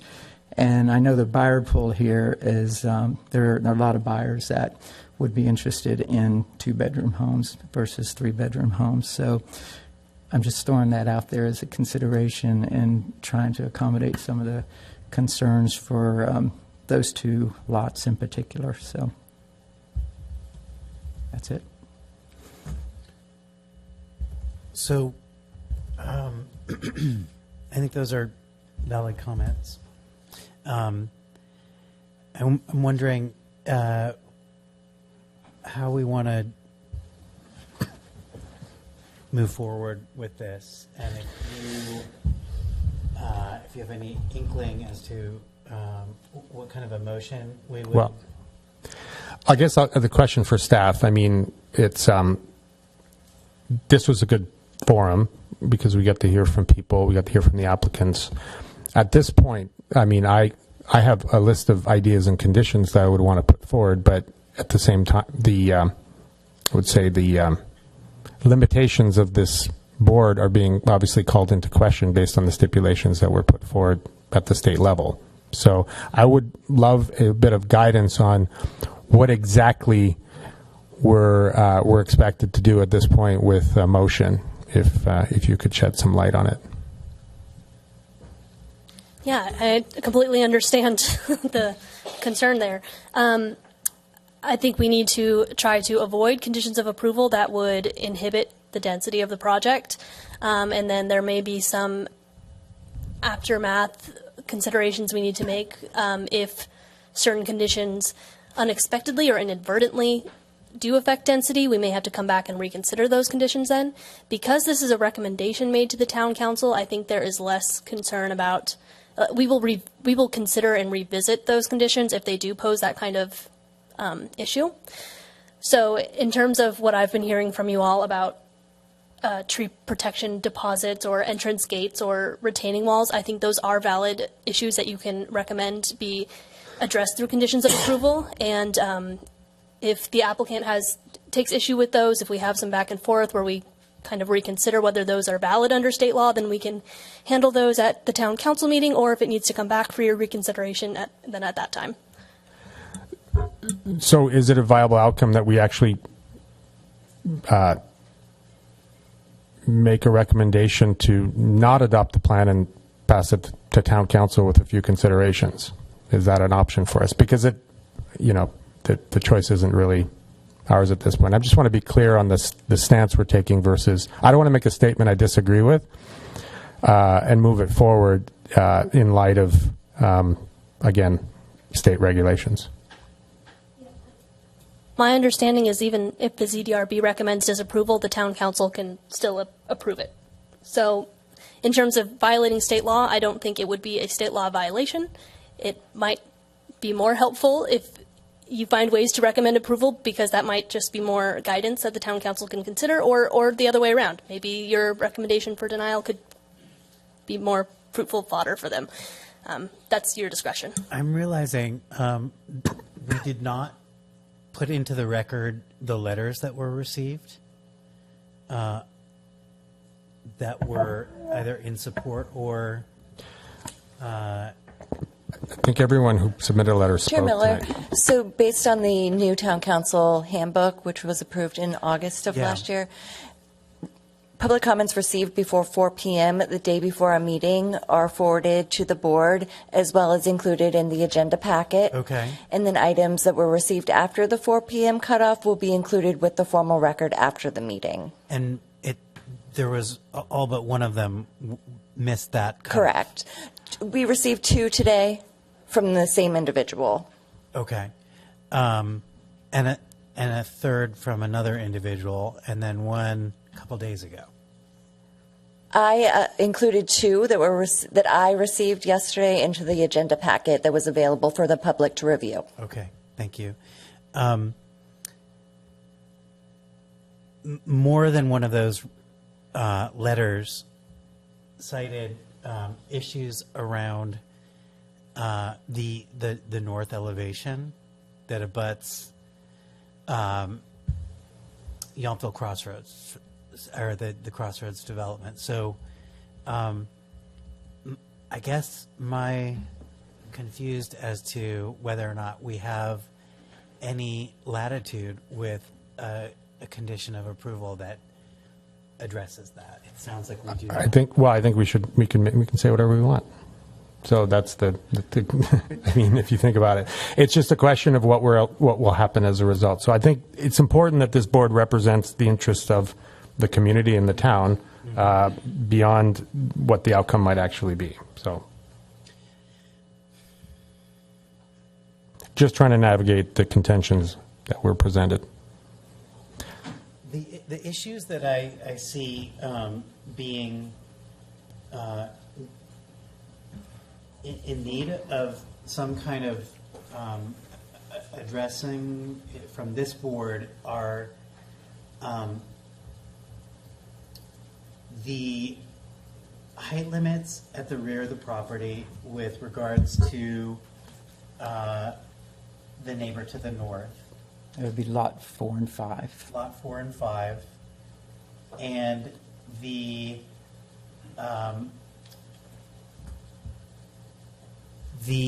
let's see, the recesses at the retaining walls. For the trees. Yeah, recesses at the retaining walls for the trees. The gate at the entrance. Hearing John say that needs to allow for the length of a fire truck means to me that it's not in a place that is legitimate, and that needs to be examined. I can't decide whether or not I think it's. I do feel like it's a little out of character with Yountville, but I also understand the issue of people driving in there and getting caught and then having to figure out how to get out of there, which is kind of an issue with the design, but it's also just a safety issue. And then the sidewalk and tree line at the east side of the entrance, and what we want to recommend around that. Am I correct? Are those the 4 issues that we? And a higher deposit for the tree. Yes. Tree deposit. Yep. Was there anything else, Mike? I would say the sidewalk design, and to avoid people basically walking off and that. So, but I would also include the FAR. I mean, this has to be a topic that is brought to the council's attention specifically. You mean for this project or for future? This project in the context of future, yes. Okay. I don't think that's debatable, really. I mean, Well, we can't make it a condition of approval, but it's a recommendation that we can make and pass along. Correct? Well, you need to understand how far your recommendation can go then. It's the town council will be tied. I think there is some leeway. You guys can make an argument that, well, this is just a recommendation. We're not disapproving something. We're not imposing a condition of approval that would limit density. The town council will have to consider those as very real limits that maybe you guys don't have such firm constraints on. I think the other aspect of it, too, is in terms of those waivers and concessions, there's the findings that have to be made. Again, if you can't make those findings, you have to be able to, what's the state requirements say? So there has to be substantial evidence that the waiver would have a specific adverse impact upon public health and safety or on real property. So again, those are part of the findings that have to be made or can't be made in your decision-making process, even Right. in making your recommendation to council. Because I will point out, Yountville already had a affordable housing stipulation prior to the state law, correct? It was, I think, if you built more than 7 units, you had to build at least 1 affordable housing unit. Like, that was a Yountville code, and even in those cases, they still adhered to the FAR requirements. So the Stag's View development, I think it had 12 units, and there are 2 affordable on the property, and they had to adhere to the same FAR, right? That was pre-state law. So the state law came along and overrode that, just to be clear. So everybody who was on the unfortunate side of doing it before didn't get easier time of the people who are able to do it now. That's changed. That happens. I'm just saying, but that I am pointing out that already existed. So had this been 5 years ago, we wouldn't be having this conversation, but it is where we are now. But to put 8 units, new units on that property, there would still need to be affordable. They would have to be smaller based on the guidelines. So we're basically blowing that up at this point. So just mentioning it. Anyway, I think it's time for motions. I think we do have the list. I don't know who wants to take charge on that. I'm happy to. Mr. Miller? Well,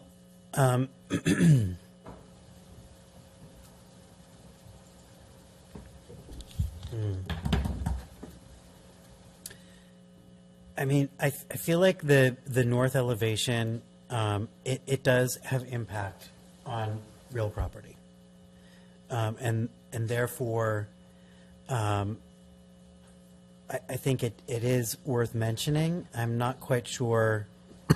I think it could affect the value of the neighbors to the north.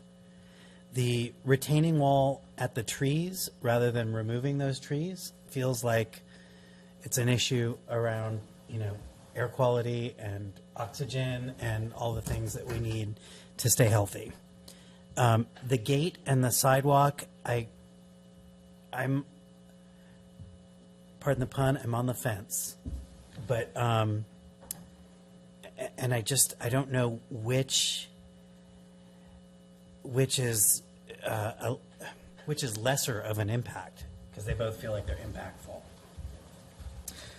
mean, I But feel I like both of those just need more study. more study. More. I mean, can the motion just be that for those two things that Yep. they, I mean, we have more study on those? 'Cause, I mean, I can go ahead and, in the interest of time, make a motion that reflects where I think we stand. You can correct me otherwise, is to make a motion to obviously either remove the gate or set it back according to the locations, redesign the north elevations pursuant to the fact that it does have an adverse impact on people to the north, add recesses for the retaining walls for the trees that would otherwise be removed on the edge of the property, increase the tree deposit to a rate that I would leave staff to decide, review the sidewalk design to accommodate more through traffic, and then again, recommend to the town that they revisit the FAR and height limits given the state requirements at this time. Shouldn't we be more specific on that first one about the lot 4 and 5 that be redesigned to be single story? I don't think we can. I don't know if we can make a recommendation for what needs to happen. I mean, then can we even have a condition that they be redesigned? I guess the question is right now I think it's a broad 2-story wall, so I think it's making it more accommodating, which one of those solutions could be single story, but it could be more adjusted. I mean, there's a portion of each of those buildings that is at the south side. Actually, there's 3 of them that are at the south side of those lots, so it could push the second floors further south to mitigate damage to the value of the properties behind them. I don't think that's unreasonable. I haven't studied the plan. Well, I try not to get into designing the solution so much as meeting a better requirement. I guess that's my point. I think potentially they could be 2 stories still, but it changes the orientation of the second story. I mean, I feel like they already did a lot of work to minimize the second story, and it's not. That's still a great concern to people. So, I mean, and again, it's those 2 designs they've got 2 nice sized bedrooms on the main level, whereas the other ones don't. So they're the best candidates to be single story, in my opinion. But again, I'm just not sure what we can. I mean, I feel like if we're going to go so far as to say redesign, we might as well say single story.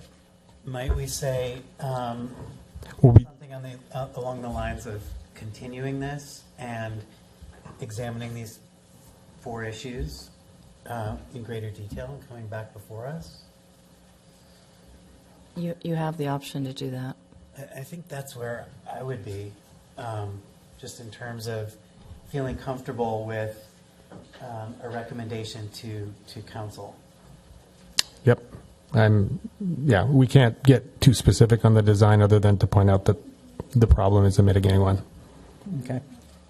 I would make the recommendation, Chair Miller, that we continue to a date certain, as in you pick the date now and we can continue it as a continuation of this meeting. Otherwise, we would need to agendize it as a special meeting. Okay. So if you can select a date to continue this, that So would we be have helpful. a meeting coming up a month from now. May 14th. And one coming up 2 months from now. I think it would be dependent on staff schedule, applicant schedule, and hopefully it fits in with the meeting schedule.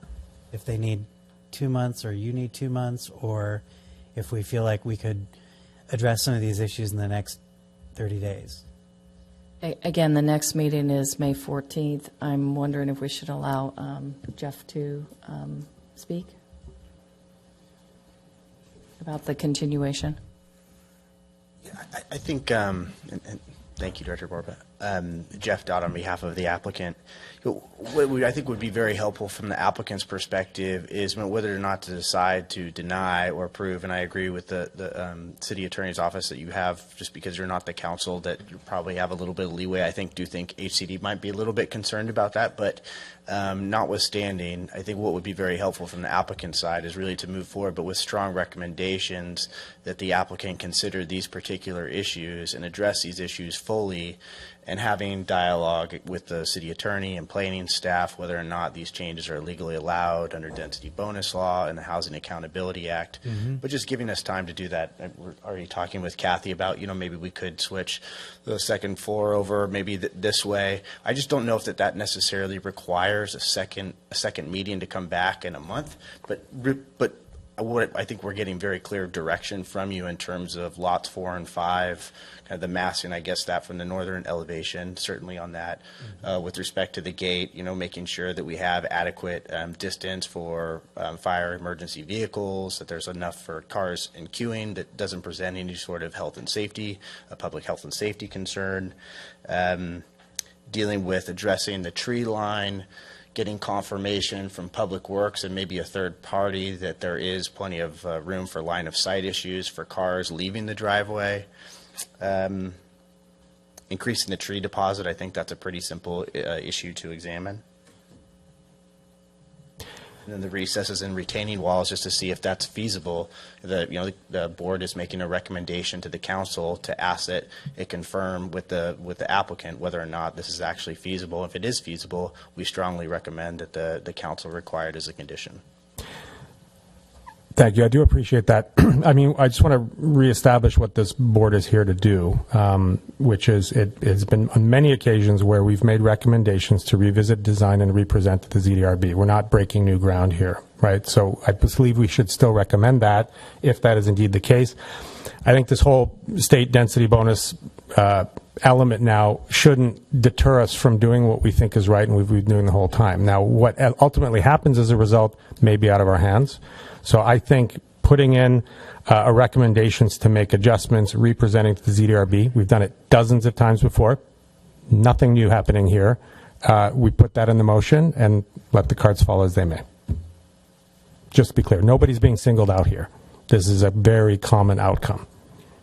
I'm more comfortable with design issues coming back before this board. Correct. Than being settled elsewhere. Correct. That is the process. That is the process that ZDRB uses. It's been using since it was created. Right. We're not changing the rules here. Okay. Let me be clear.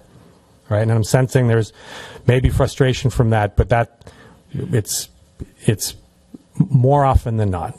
Let me be clear. So with that, go.